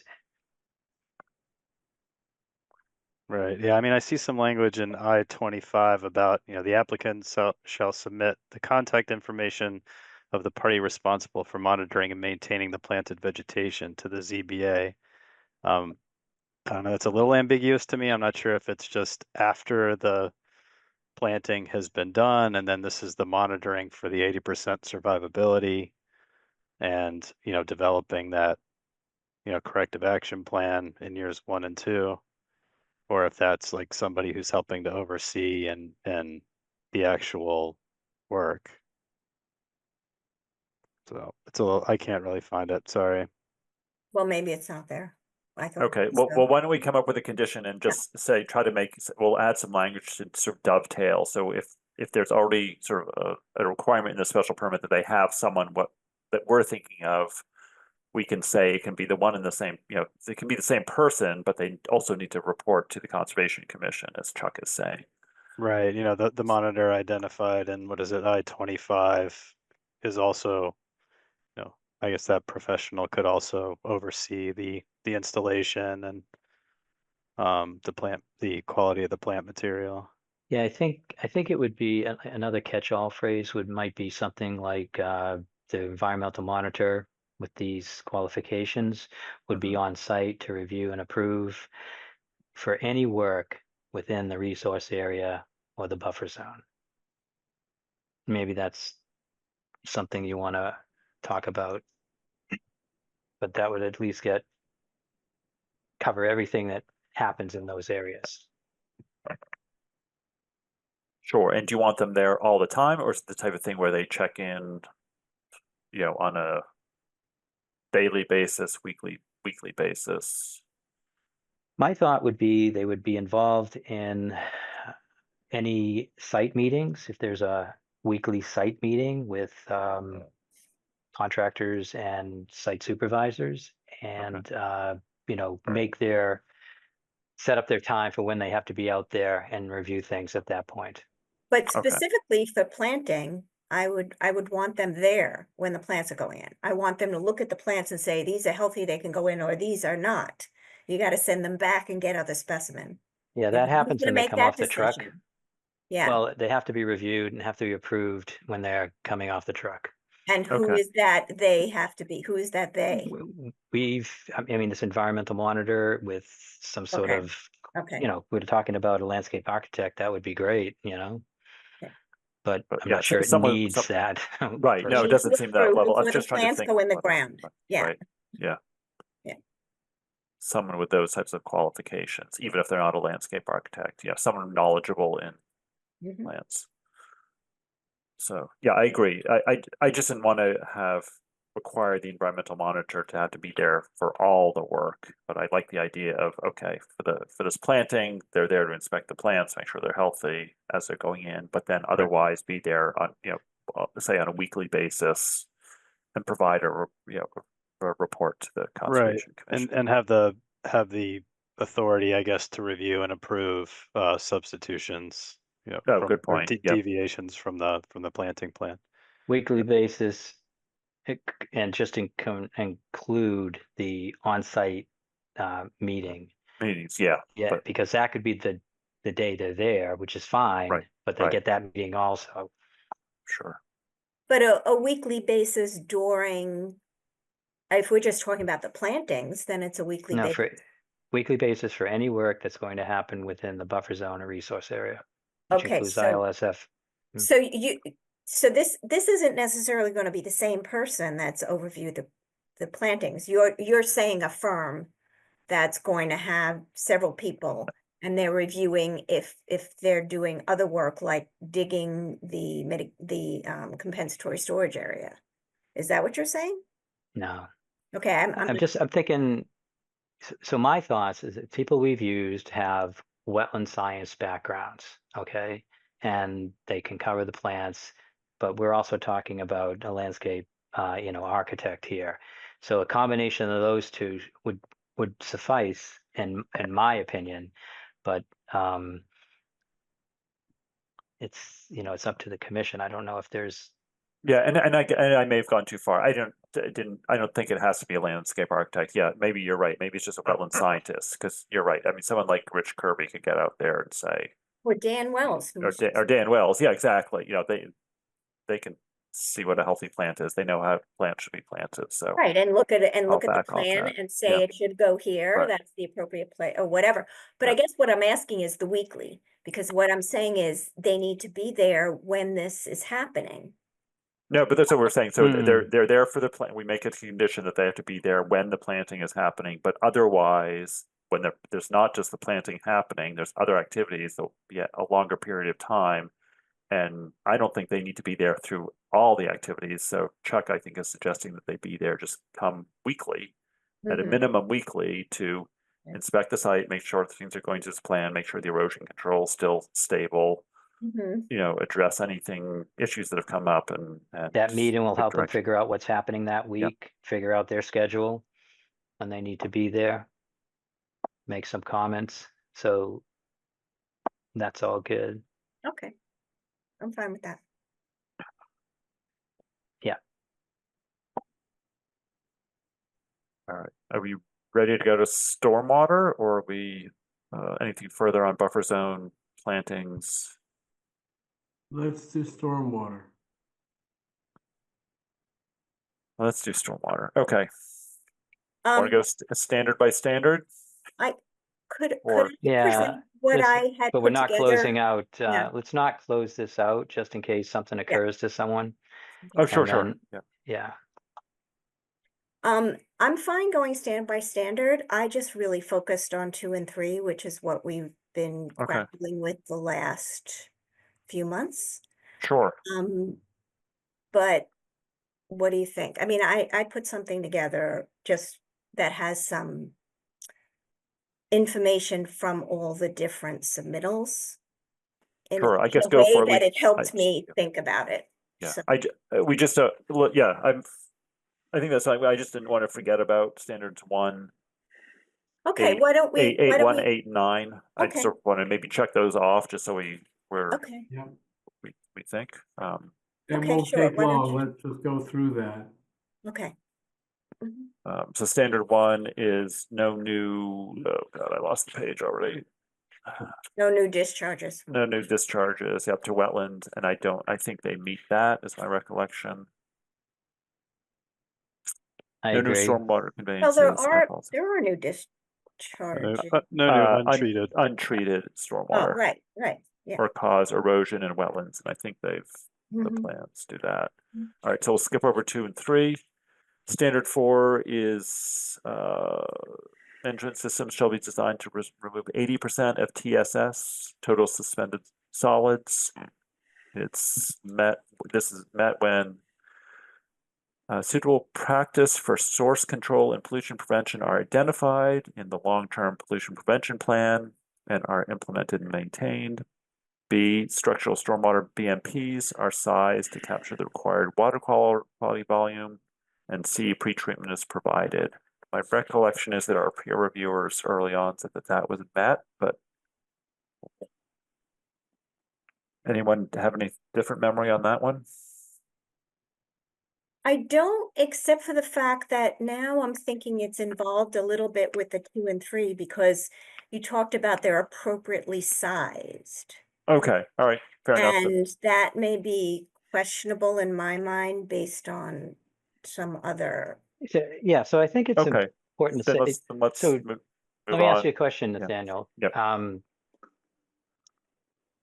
Let's say we go through these and we check off a bunch, and Susan wants to talk about 2 and 3, and somehow it expands into another 4 standard. Yeah. As long as we're not approving these or making we're not so we're not what- voting to yeah. approve. So Yeah. if Susan has Yeah. something that expands into a different one, it's just, oh yeah, didn't take that into consideration. It's not, we're not checking these off, not to go Right. back to. But Okay. I think, yeah, So I make just sure wanted the to, door's open. of course, yeah, I didn't mean to close the door. I just thought if there's sort of general consensus with it, yeah, as you say, if we need to come back and revisit it, but I just think it's good to discuss, to check all the boxes to make sure Mhm. we're evaluating it. Seems like we so- met that standards. Okay, great. And but it as yeah, Susan cautioned it, we may come back to 4. I said before 5 and 6 don't apply because we're not a land use with higher potential pollutant load, and 6 doesn't apply because we're not within zone 6, zone 2, or wellhead protection area or similar area. It's not a redevelopment project, so standard 7 does not apply. 8 and 9 deal with essentially plans to deal with erosion, sedimentation and erosion and pollutant sources during construction. And then an O&M plan is required under operation and maintenance plan, long-term operation and maintenance plan under 9. And I think that those 2 things have been provided. And I think that we're satisfied with those after some changes. Which On that. brings us Anyone? back to 2 and 3. Yep. So then we're back to Maybe 2 and 3. 4. So Maybe 4. and maybe 4. So yep, go for it, Susan. Okay. So if I can share my screen, which will be easiest for me to keep track of what I'm doing.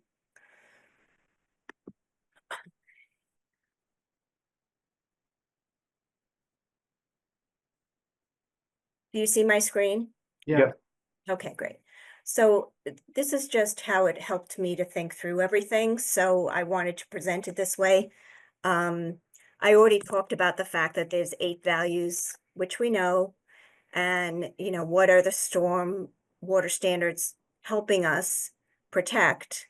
What values or interests? And it may be others, but I think it's mainly flood prevention and prevention of storm damage. Also pollution prevention. Oh, pollution prevention. No, you're right. Yeah, you're right. Pollution prevention too. I should have highlighted that. Good And point. groundwater protection because you're recharging. So. You're right. So I think it hits most of them. I don't know about Yeah. land containing shellfish or fisheries. And no but- fisheries there. Yeah. Yeah. Okay. Okay. Okay, so we're going to go and I read that notice of intent and the imposing conditions just so we have a framework. I went through certain findings similar to what Nathaniel did. What are the resource areas and what are the findings? I went a few just to help me with this stormwater piece.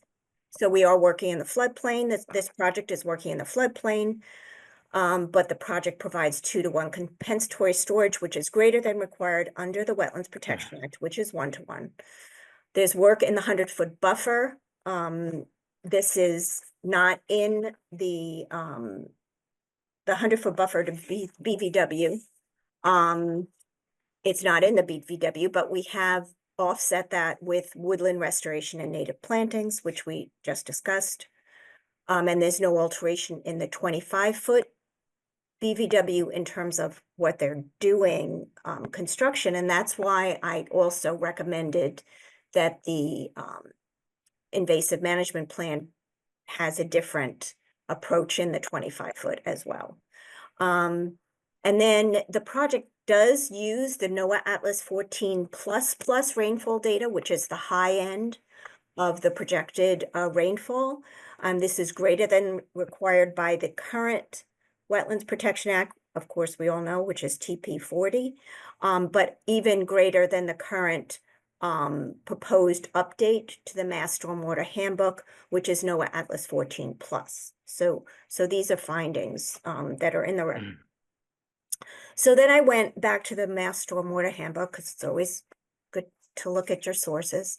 And this is the language. So first I started with estimated seasonal high groundwater. And this is the language that's in the Mass Stormwater Handbook, Volume 2, Chapter 2. And I think we've read this before into the record. It's also in the comprehensive permit. It's quoted from there. Estimated seasonal high groundwater based on soil models or through direct observation when borings are conducted in April or May. Groundwater levels are most likely to be highest. If it's difficult to determine then use the Frimpter method, and they talk about as developed by USGS, and they go and say how to do that. Volume 3, I'm sorry, that got too small. Volume 3, Chapter 1 also has more information on estimated seasonal high groundwater, ESHGW. And then in the record, there's a bunch of data and documents in the record. The earliest one from last year was the BSC table of estimated seasonal high groundwater from test pits on the site, which had a huge range of minus 0.24, so that's lower than sea level, to 3.98, so it showed it was very variable. This letter from 313 also said the Frimpter analysis confirmed their estimated seasonal high groundwater at around 3 feet. Then we received public information from Dr. Mike Mobile. I'm sorry if I'm pronouncing his name wrong, in a letter in May that said that the Frimpter analysis that was done by BSC was not adjusted correctly, and that the adjusted elevations, he recalculated them based on the BSC data that was updated in 4/17 and 5/9 of 2024, because BSC did additional test pits, and these are for test pits 1, 6, 7, and 9. And then there was a table in the letter where he recalculated these Frimpter method estimated seasonal high groundwaters, and they're all higher than 5 feet. Then Whitestone, who was hired as the town's peer review test pit contractor for estimated seasonal high groundwater, and this is in the record, their soil logs are not in the record, and that was something that I wasn't aware of way back last spring. And public information from Scott Horsley, and numerous communications, and I have a few of them dated, and these dated letters are all in the record, show inconsistency in the well data that BSC provided to estimate seasonal high groundwater, and groundwater levels observed at the Arlington Land Trust wells at Dorothy Road, which is right next to the site, and they all showed 5 feet and higher. And he presented calculations showing estimated seasonal high groundwater performed 3 different ways for TP9. And TP9, if you recall, is the test pit that's below that very large system, stormwater system number 1, which is the largest stormwater system on the project site, and all of which were greater than 4 feet. In this letter of 5/16, they range from 5.18 feet to 7.26, calculating them different ways, because there are different ways to calculate estimated seasonal high groundwater. Our peer reviewer GZA agreed with the 4-foot estimate based on BSC's information that they presented. So these are just things in the record, that I was looking at, and I thought was helpful for all of us to understand and review again. And then the hearing of 2/2/2025 from our meeting minutes, and again in the record, and this has to do with mounding analysis. BSC's mounding analysis was performed for system 7 only, because they said no mounding was required for system 1, because they have sufficient separation of 4 feet. And our peer reviewer GZA said that BSC is compliant with stormwater standards 2 and 3 with the following recommendations. They had 2 important recommendations. They said to add underdrain system near building 1 to prevent the mound from increasing, and remove peat in the footprint of system 1 and replace with clean sand.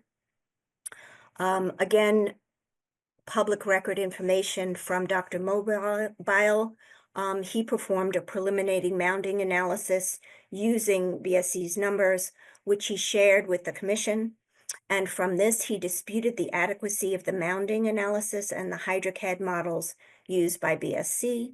He showed additive mounding and lateral flow from a different model to use mounding. He did use ModFlow. He concluded there was potential for severe mounding interference at System 1. And he said the underdrain system will not function as anticipated based on his calculations, and that severe mounding occurs even with removal of the peat layer as recommended by GZA. He also pointed out that the HydroCAD inputs for the infiltration rates were not consistent, that BSC used 0.27 inches for System 7 and for the other systems, and 0.52 inches for System 1. I found no justification in the record for this difference. GZA stated that the building does not have vertical cutoff, so lateral flow was not an issue. They're speaking back to Dr. Mobile's concern about lateral flow. Dr. Mobile said the mounds were sharp, so there would be a problem even without lateral flow. GZA then reiterated that the project would meet the mounding analysis requirements and stormwater standards 2 and 3 with the 2 recommended conditions. However, they did not provide data or recalculations to support this assertion. It's their technical opinion that this would be acceptable with their recommendations. So I went back to 10.056C, which says if the Conservation Commission finds that the information submitted by the applicant is not sufficient to describe the site, the work, or the effect of the work on the interests identified in, that MGL 13140, it may issue an order prohibiting the work. The order shall specify the information which is lacking and why it is necessary. And in my conclusion, going through all this, I feel there's unacceptable uncertainty due to cumulative issues. Information submitted is not sufficient to describe the effect of the work on the interests of the Act, including flood prevention and prevention of storm damage, and I'll add pollution prevention, etc., as Nathaniel said.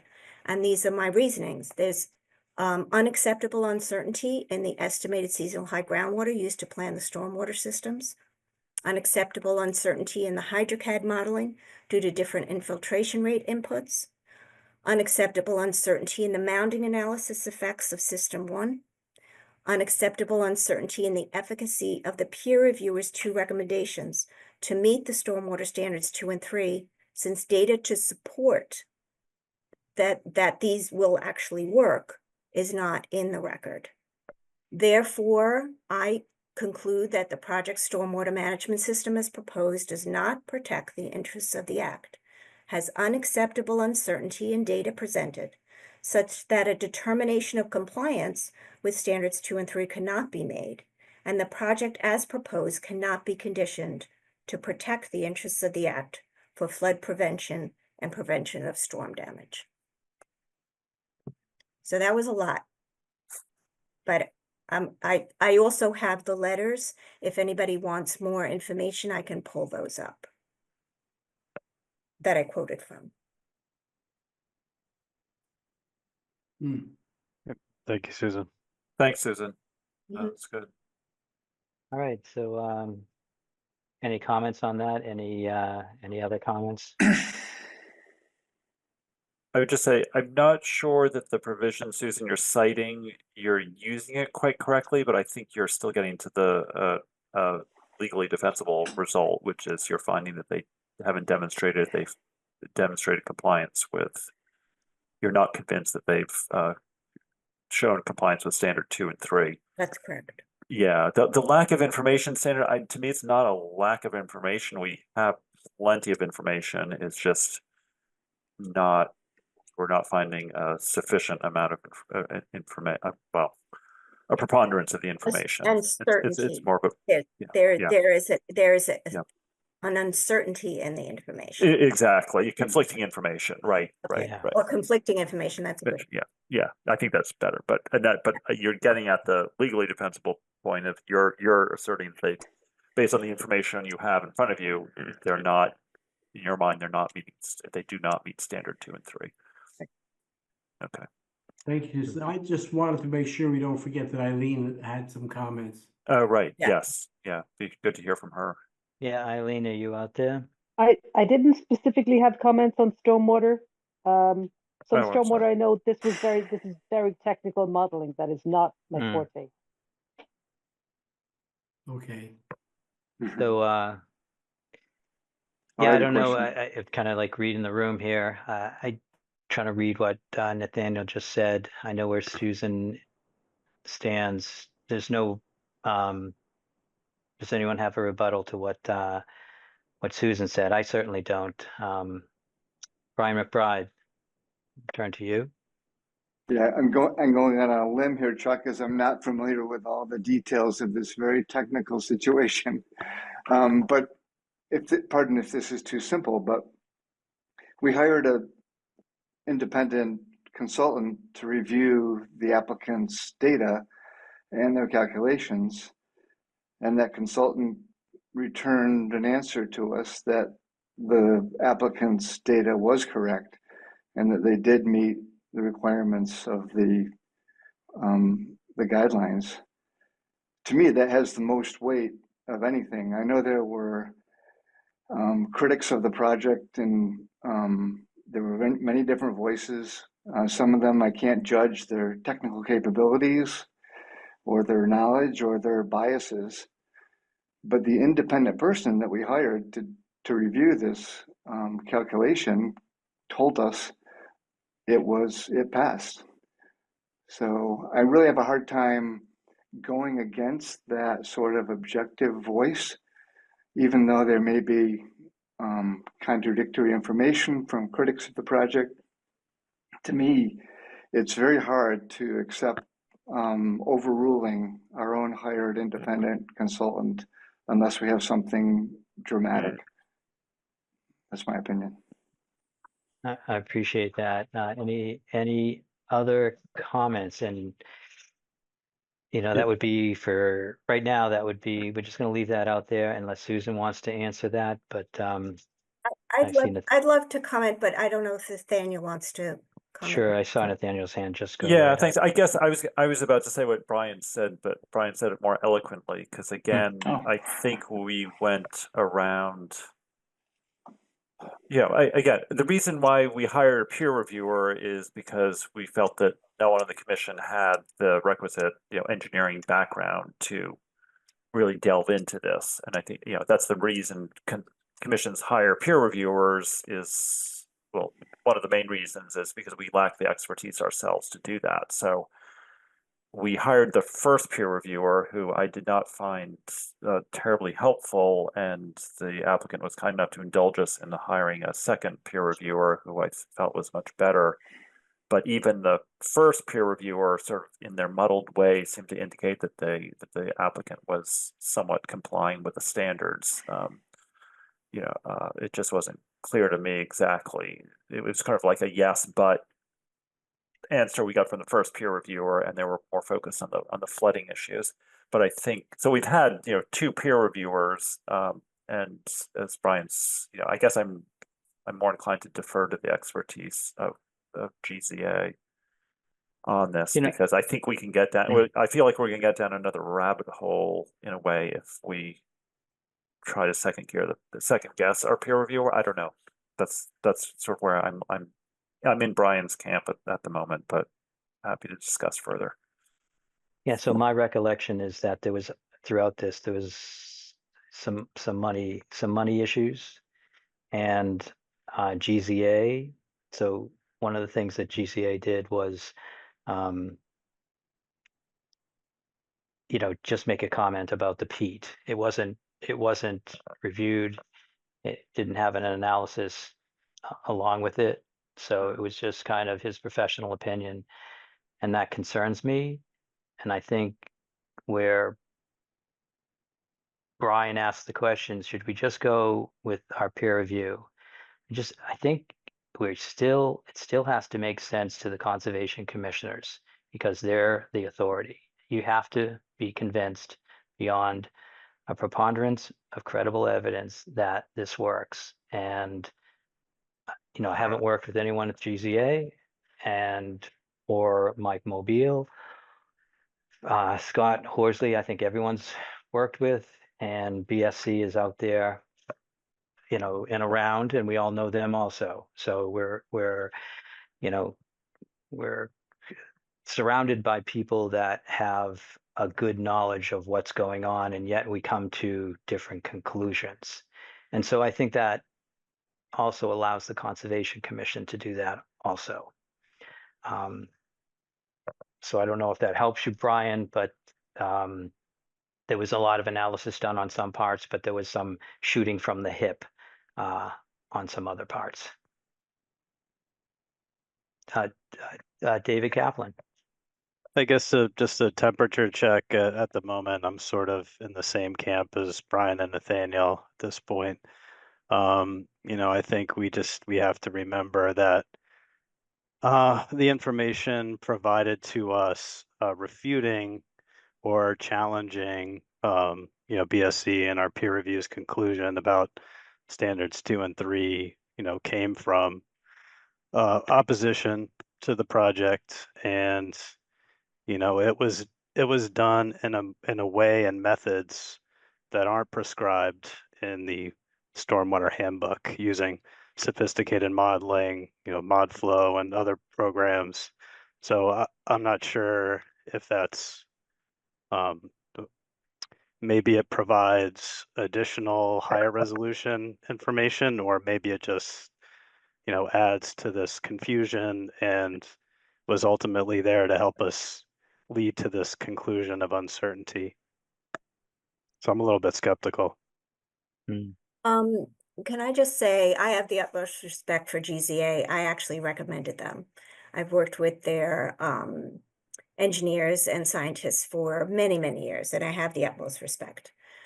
That said, being a scientist, I don't just believe every report's conclusion on its surface.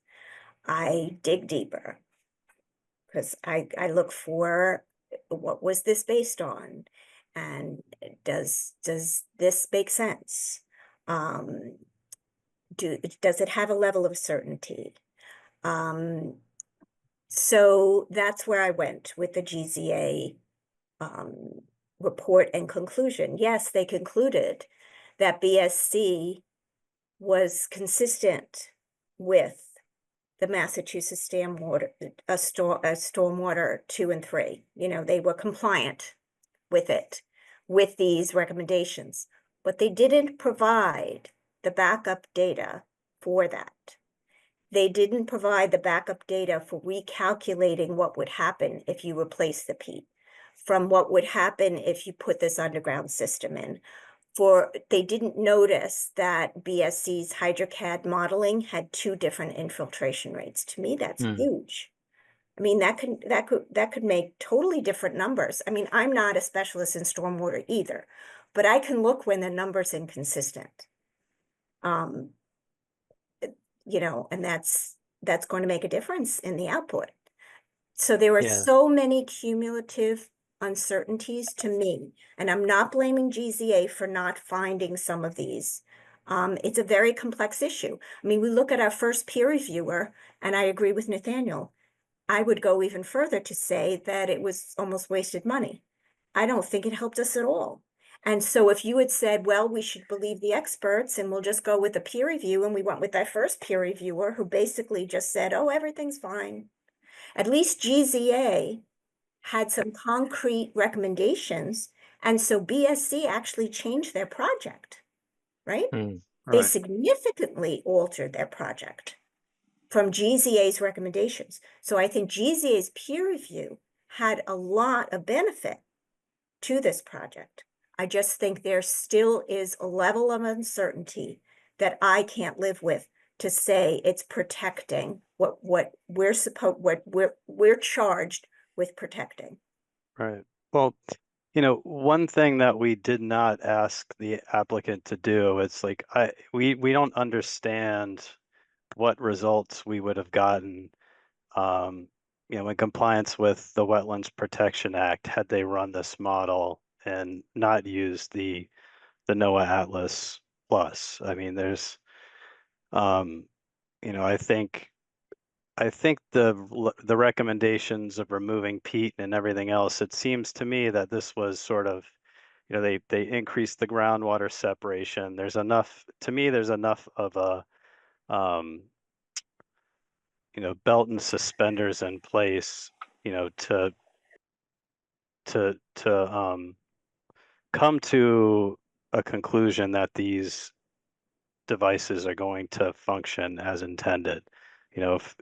But again, yeah, I think the point was made by BSC that we're using bigger rainfall events and more water, and I think perhaps because we were reviewing this under the Wetlands Protection Act, we need to, maybe we should have seen those numbers in the different rainwater analyses. But I have a feeling that they probably would have passed then too, with less uncertainty than maybe we're seeing here.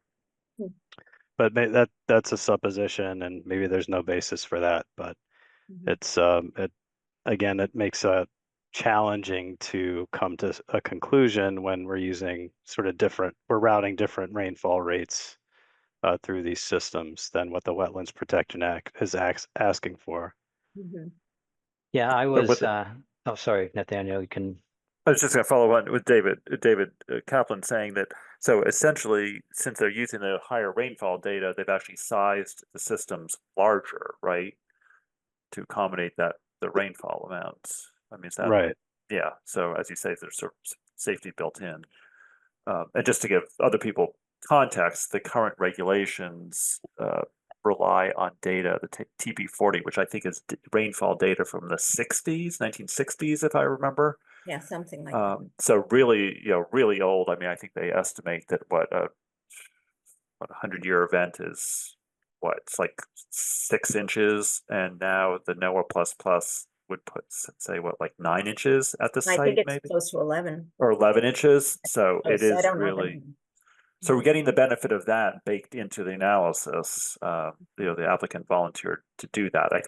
They did that in part because they had to do that under our bylaw when we were, I think, or was it, again, I can't That's remember what the it timing. was. I think it was Yeah. asked It was, for in yeah, the, and asked for the bylaw, so they just kept that. So they went above and beyond that. So I think, yeah, so that builds in a bit of margin of safety, which Well, I think maybe is what that David was speaks saying. to But I standard don't know. 4, which is sizing the system, but Right. I don't know that it speaks Yeah. to standard 2 and 3. Yeah. Okay. So. Yeah, I have to say that some of the things that caught my eye on this project is how often it changed the stormwater and how often they were able to catch up to the new recommendations from GZA and redesign the system. And there's some issues left. Susan's pointed them out, and it seems like, and this is what I was getting at before, that towards the end it was a time and money issue, and with more evaluation we could have got to a conclusion. The applicant offered or was compelled to do it through through this process to use the higher stormwater numbers, and I'm not going to back down on them. I think it's important that we do that. It's a direction that we're heading to, and we don't make those accommodations for other applicants that come in. Close enough is okay with this commission. So that's not something we've said. So I want them to meet the stormwater standards with the higher infiltration rates and the higher rainfall data. That's what I was looking for. I think that's what they were challenged with. I think they in some ways they got there. so I'm just, that argument about, let's give them a break because they really didn't have to do it. I'm personally not going to accept. So that's what I wanted to say about that. I did see Brian McBride's hand up. Was it Brian? Who had their hand up as a commissioner? I lost track. Mike. Oh yeah, Mike Gildersgame. Hi, yeah, I just wanted to comment briefly because I don't feel I have any of the requisite expertise in the areas we're discussing to come to a conclusion, but it seems to me that we have seen, and I said this some months ago, we have people with a great deal of experience and knowledge in these areas, and they have not all agreed on the outcome of the analysis for the mounding or stormwater and those issues. And so while I tend to agree with what Brian was saying and Nathaniel was saying, I'm still left with that wonder, that question about how can these experts with long years of experience come to such different conclusions? Mm. Yeah, and you move over 10 feet, is it going to come up with even different conclusions? But our role is to make the best choice we can as a commission based on all of the information we've received. And that's our challenge. Right. Well, I also had something prepared. I had You want a me few to things. stop share, Chuck? Yeah, I think it helps my video. So I also had Sure, something sorry. Mhm. prepared. Didn't know which way this was going, but I think I think we have everyone here has a sense of this. So for my review, and I apologize, but if I don't prepare these things and read them out, I'll lose some of the context. So from my review, one of the most concerning aspects of this project is the absence of requiring the groundwater mounting analysis from infiltration system number 1, which is necessary under stormwater standard number 3. The applicant assumed a 4-foot estimated seasonal high groundwater, but it's contradicted by our own Whitestone, Scott Horsley, and Mike Mobile, which indicates the groundwater is likely 5 to 5 feet 8 inches. And without accurate stormwater assessment, I cannot confirm the compliance with the state regulations and risk approving a project that could lead to flooding, wetland alteration, and infiltration system failure. Additionally, I have serious concerns about the applicant's last-minute reliance on peat removal and foundation drain installation as mitigation measures. The effects of removing the peat beneath as System 1 have not been analyzed, and of the removing analyzed, and this change could increase infiltration rates, worsen groundwater mounding, and potentially destabilize the wetland hydrology. Likewise, the proposed foundation drain lacks critical design details such as its depth, capacity, long-term functions.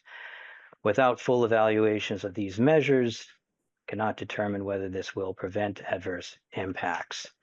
The DEP explicitly states that if the project fails to meet one or more of the standards, or there is insufficient information to determine compliance, the conservation has the authority to deny the application. And given the failure to conduct the groundwater mounding analysis, with our own Whitestone giving a different opinion on that, Standard 3, and the use of unverified groundwater elevations, Standard 3, the ignoring the combination of impacts of multiple infiltration systems, Standard 2, and the reliance on peat removal and foundation drain installation as the mitigation measures without full evaluation, the applicant has not met the burden of proof under my eyes or under the state law. And for these reasons, I strongly recommend the Conservation Commission deny this project and move forward without addressing these deficiencies would dangerously would set a dangerous precedent. I prepared that because my review, I had some concerns about that stuff. And I remember what happened in the meeting when the peat was brought up. It's a real situation. I think East Arlington lives with floods. I think we had to prove beyond a shadow of a doubt that there won't be any adverse impact in this area. And I stand behind my decision to deny this project. So given that, given what Susan said, is there any other comments from the Conservation Commission? On stormwater or anything else about the project? So the topic of stormwater, or are you? We're still on stormwater. Okay. Yeah. Yeah, I mean, I personally don't disagree with how they came to the 4 foot. I don't think it was as, you know, I don't think it was as questionable as some people, may consider it. I thought they used standard methods to come to that, and I thought they planned accordingly. So I did not have any issue with the use of the 4 elevation for the estimated seasonal high groundwater. For the conclusion to be because the stormwater infiltration basin is going to be subject to mounding and not drain in 72 hours. I guess that can change the rate of release, but only when that groundwater is high in the spring. There's probably potential flooding. And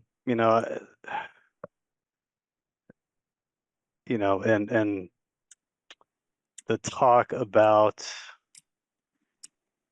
the mounding impacts because of building foundations and the compounding. It's just it's a very it's very complicated. But again, I think that the applicant and our peer reviewer used standard engineering methods, and they came to the conclusion that there was no adverse impact, and it met the Wetlands Protection Act and the performance standards. So I'm inclined to I guess recommend order of conditions. Order of issuing the project with an order of conditions. I think Brian has his hand up, Chuck. Yeah, Brian McBride. Yes, I guess I echo what Dave said. I know I don't get to vote on this one due to missed meetings, but I didn't find, from my level of knowledge, great inconsistencies between the applicant and the peer reviewers.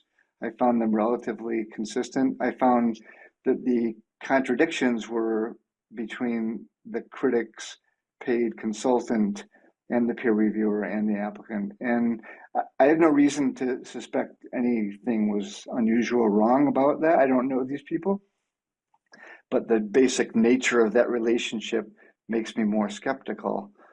And I think because of that, if I was voting, I would vote to approve the project based on the consistency between the 2 peer reviewers and the applicant. Thanks. Yeah, I think that's true, that there might be a bias, but you're going to say there's a bias on one side, you'd have to say there's a bias on both sides. That's the only fair thing. Right, but isn't that the purpose of the peer reviewer, Chuck, to break that bias tie? Yeah, but yeah, so that's how I see it. I agree. I agree that that's what we hope happens, but in this case, we came up opinion. I will also, can I also Sure. interject there about that issue? So GZA did come back with comments that were not consistent with BS. So your statement that GZA and BSC were consistent they weren't at the beginning. Then GZA changed their project drastically to address BSC changed the project drastically to address issues that GZA brought up, which was important to understand. So the other hydrogeologists that weighed in on this as experts from a public perspective did not have that same dialogue with BSC. Who knows what would have happened if they worked with BSC as our peer reviewer did to try to get to a project that met all the concerns. I'll just leave it at that. Yeah, and again, I agree that we asked for a third-party review, but I am not giving up my right to make my own opinion based on everything I've heard, even though, you know, these guys have been in the field for a long time and have many projects under their belt. I have some concerns. I believe they could have been overcome, but they certainly weren't. And there was some, I mean, Whitestone sent out a different group to do the test pits, and you know that information about marking the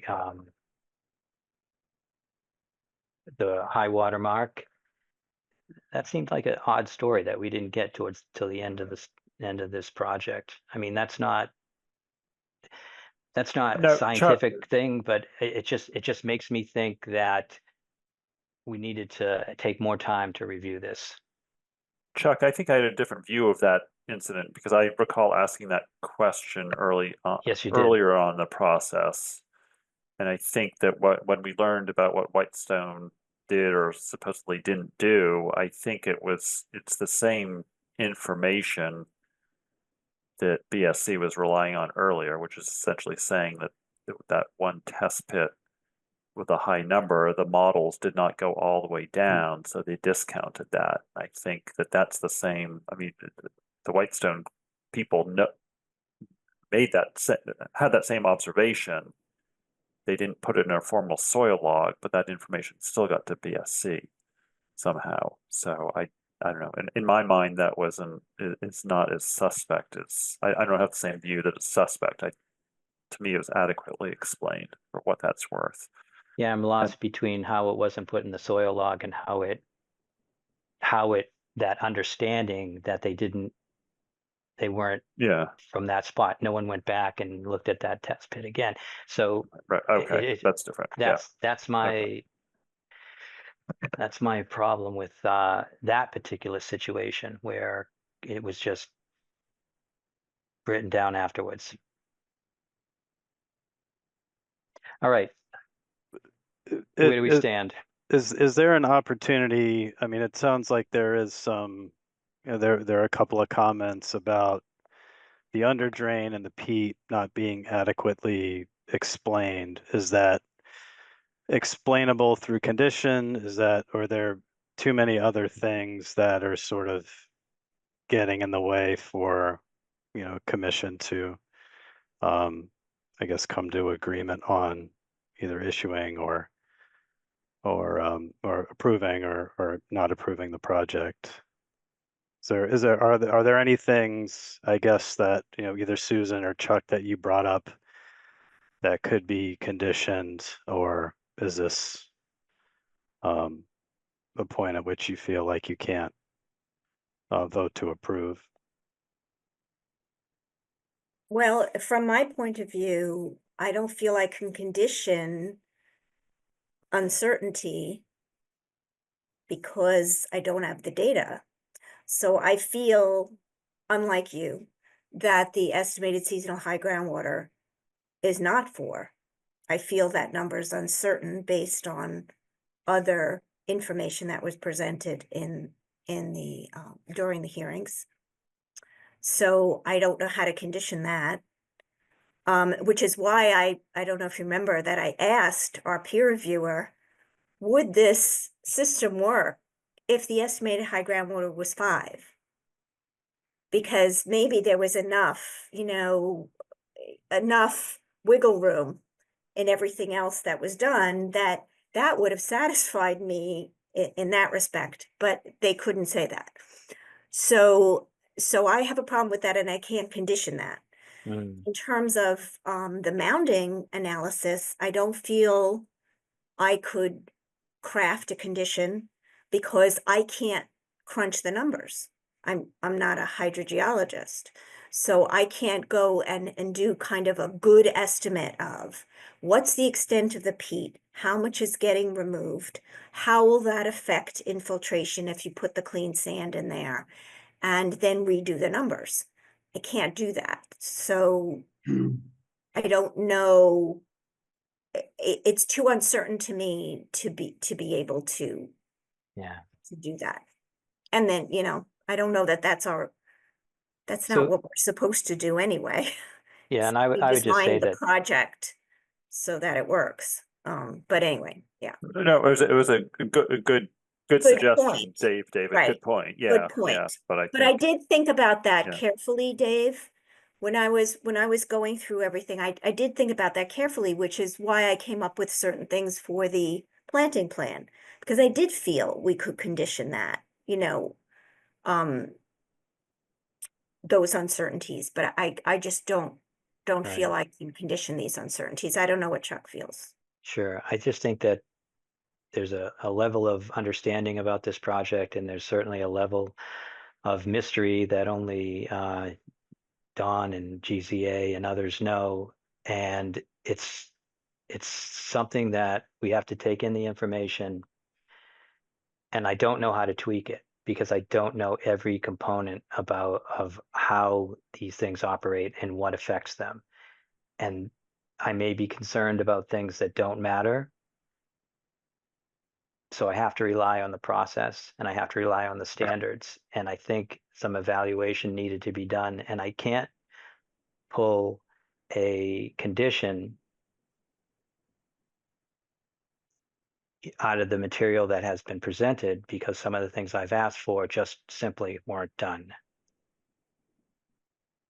Yeah. Yeah, that makes sense, Chuck. I see a stormwater system that, that a mounding out analysis was conducted and GZA said it met the standards, and there's question about, how the mounding analysis was conducted. So there's, we're getting into the weeds of the methodology and what are the appropriate metrics and what are the appropriate inputs and what's the appropriate model.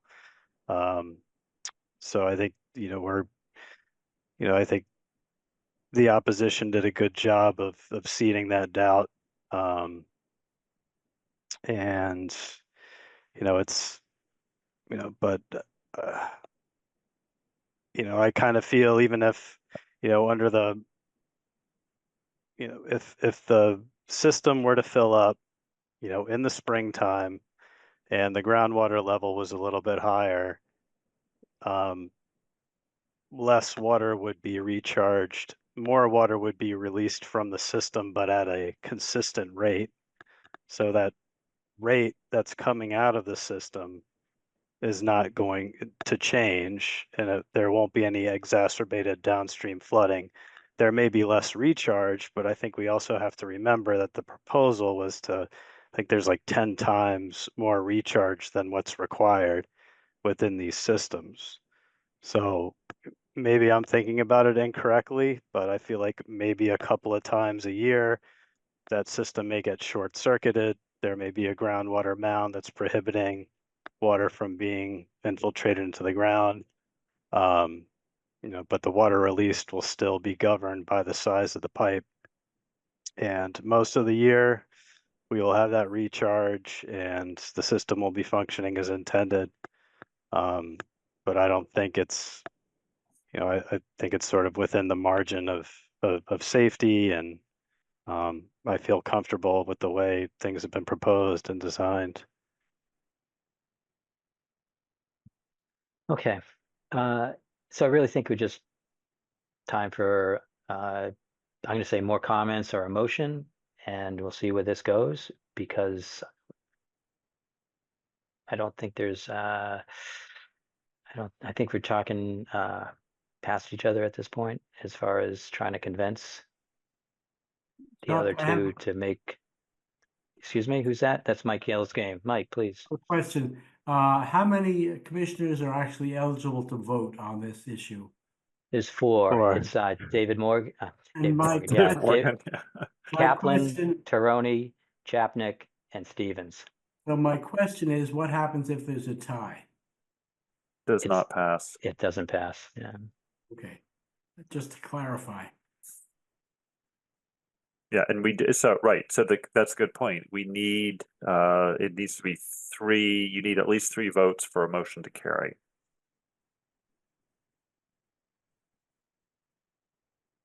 Any other questions? Can I get a So- motion? I'll make a motion to approve the project with the conditions that we discussed. Second. Discussion on the motion, I guess. Sorry, that's your words, Chuck. Am I losing people? Susan, you have an understanding of What what's are the been- discussion, you said a motion to approve with conditions. The only conditions we discussed were planting conditions? And then are you incorporating the conditions, the 2 conditions from GZA? Yes, thank you. Yep. Yep, the under drain and Oh, here we go. the peat. So I have cultural buffer cut and dab within 25 feet. Revise the ISMP with our condition is 30 days. You have to give us notice 30 days prior to implementation for David Morgan to approval. No surfactant on the application, on any herbicide application. Cut and dab in the ILSF, and I wrote down the 100-foot flood area and the 25-foot buffer zone. And then this was the discussion about having a qualified professional review the plant material prior to accepting it and being on site during all work within the ILSF buffer zone and 100-year flood plain, and to be at the weekly or whenever that meeting is on site with the contractor and their crew. Right, and the GZA's comments about for the stormwater about the where was Yeah, it? A building under drain and remove all peat or organic layer materials and replacement with clean sand. Yeah, that one. So those are the conditions. All right, so we have a motion, we have a second. Make it interesting. Daniel Stevens, Yes, that's my motion. Yeah. David Kaplan, Yes. Susan Chapnick, No. Chuck Taroni says no. Okay. So the motion does not carry, so no approval. Can I get a motion from someone else? But let me put it this way. Is there another motion out there? And then go ahead, Susan. Is there any, oh, I'm sorry. I was going to ask a question. When you get a split vote and the motion doesn't carry, what paperwork is that? There's nothing. It's just a failed motion. Okay, No action, yeah. no action. And just to double check, there's Brian. there's no condition that folks could come up with, for example, that they could rerun the numbers with the 4.5 feet or 5 feet height groundwater to confirm that. We'd have to reopen the hearing to accept any new information, Brian. Right, Okay. and yeah, and then also if it didn't meet and they had to reconfigure the stormwater system to meet that condition, how could that be a condition, you know? Yeah, the stormwater is a Gotcha. big deal. And usually what ends up happening is there's a lot of site design that goes around it. So I'm not sure it wouldn't include some sort of site design. So we're not just looking at stormwater. We're thinking about maybe if we would have a condition like that, a lot more would change, which is more than we wanted because we didn't approve any changes. So now we've really pinned ourselves into a corner. And So I don't think that would work. Right, just as an example of how much stormwater can change the project, when GZA came with their concerns and the peer review to BSC removed that big infiltration on the roof. Right, right. I mean, that was a right. huge change. And then they added System 7. So there were major changes that were made just to stormwater issues. Right. And yeah. Yeah, I guess my point was more like if they reran the numbers with a different groundwater level and it still came out fine, would that satisfy people rather than redesigning it, you know? Right. No, I hear you. And that's why I pointedly asked our peer reviewer GCA, would this work with, if you listen to the past minutes, would this work with an estimated groundwater level of 5? And they said, no, it's designed for 4. You know, they don't have the data for 5. Right. If he said to me, yes, you know, there's loads of room and, you know, everything would be fine. And Yeah, there's a buffer, but there wasn't. But Yeah, that wasn't. Okay, thanks. Long haul. So here we are, and I'll ask again, is there a motion? Any comments, any motions out there? Motion I think to it's motion to adjourn. Second. We can vote on this one. yeah. Yeah. There you go. Okay, who seconded it? Gilda's game? Yes. Okay. Susan Chapnick, yes. David White. Oh, David's out. Well, if you can get back in, you can vote on that. So I'll go to David Kaplan. Yes.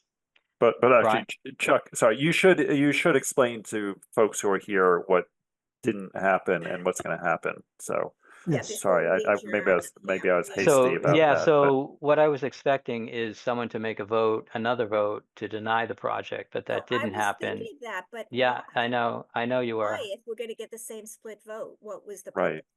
that's the problem. So Yeah. that's why I didn't do it. Yeah.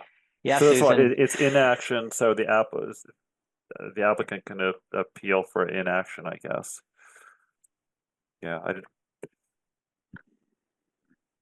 So, yeah, so anyways, we had an opportunity to have a vote to approve this project, which failed, and then we didn't have an opportunity to deny this project because there was a motion to adjourn. And as I heard it, Susan Chapnick said yes. So if that motion to adjourn failed, we could go back to making a vote for an approval or a denial under different circumstances.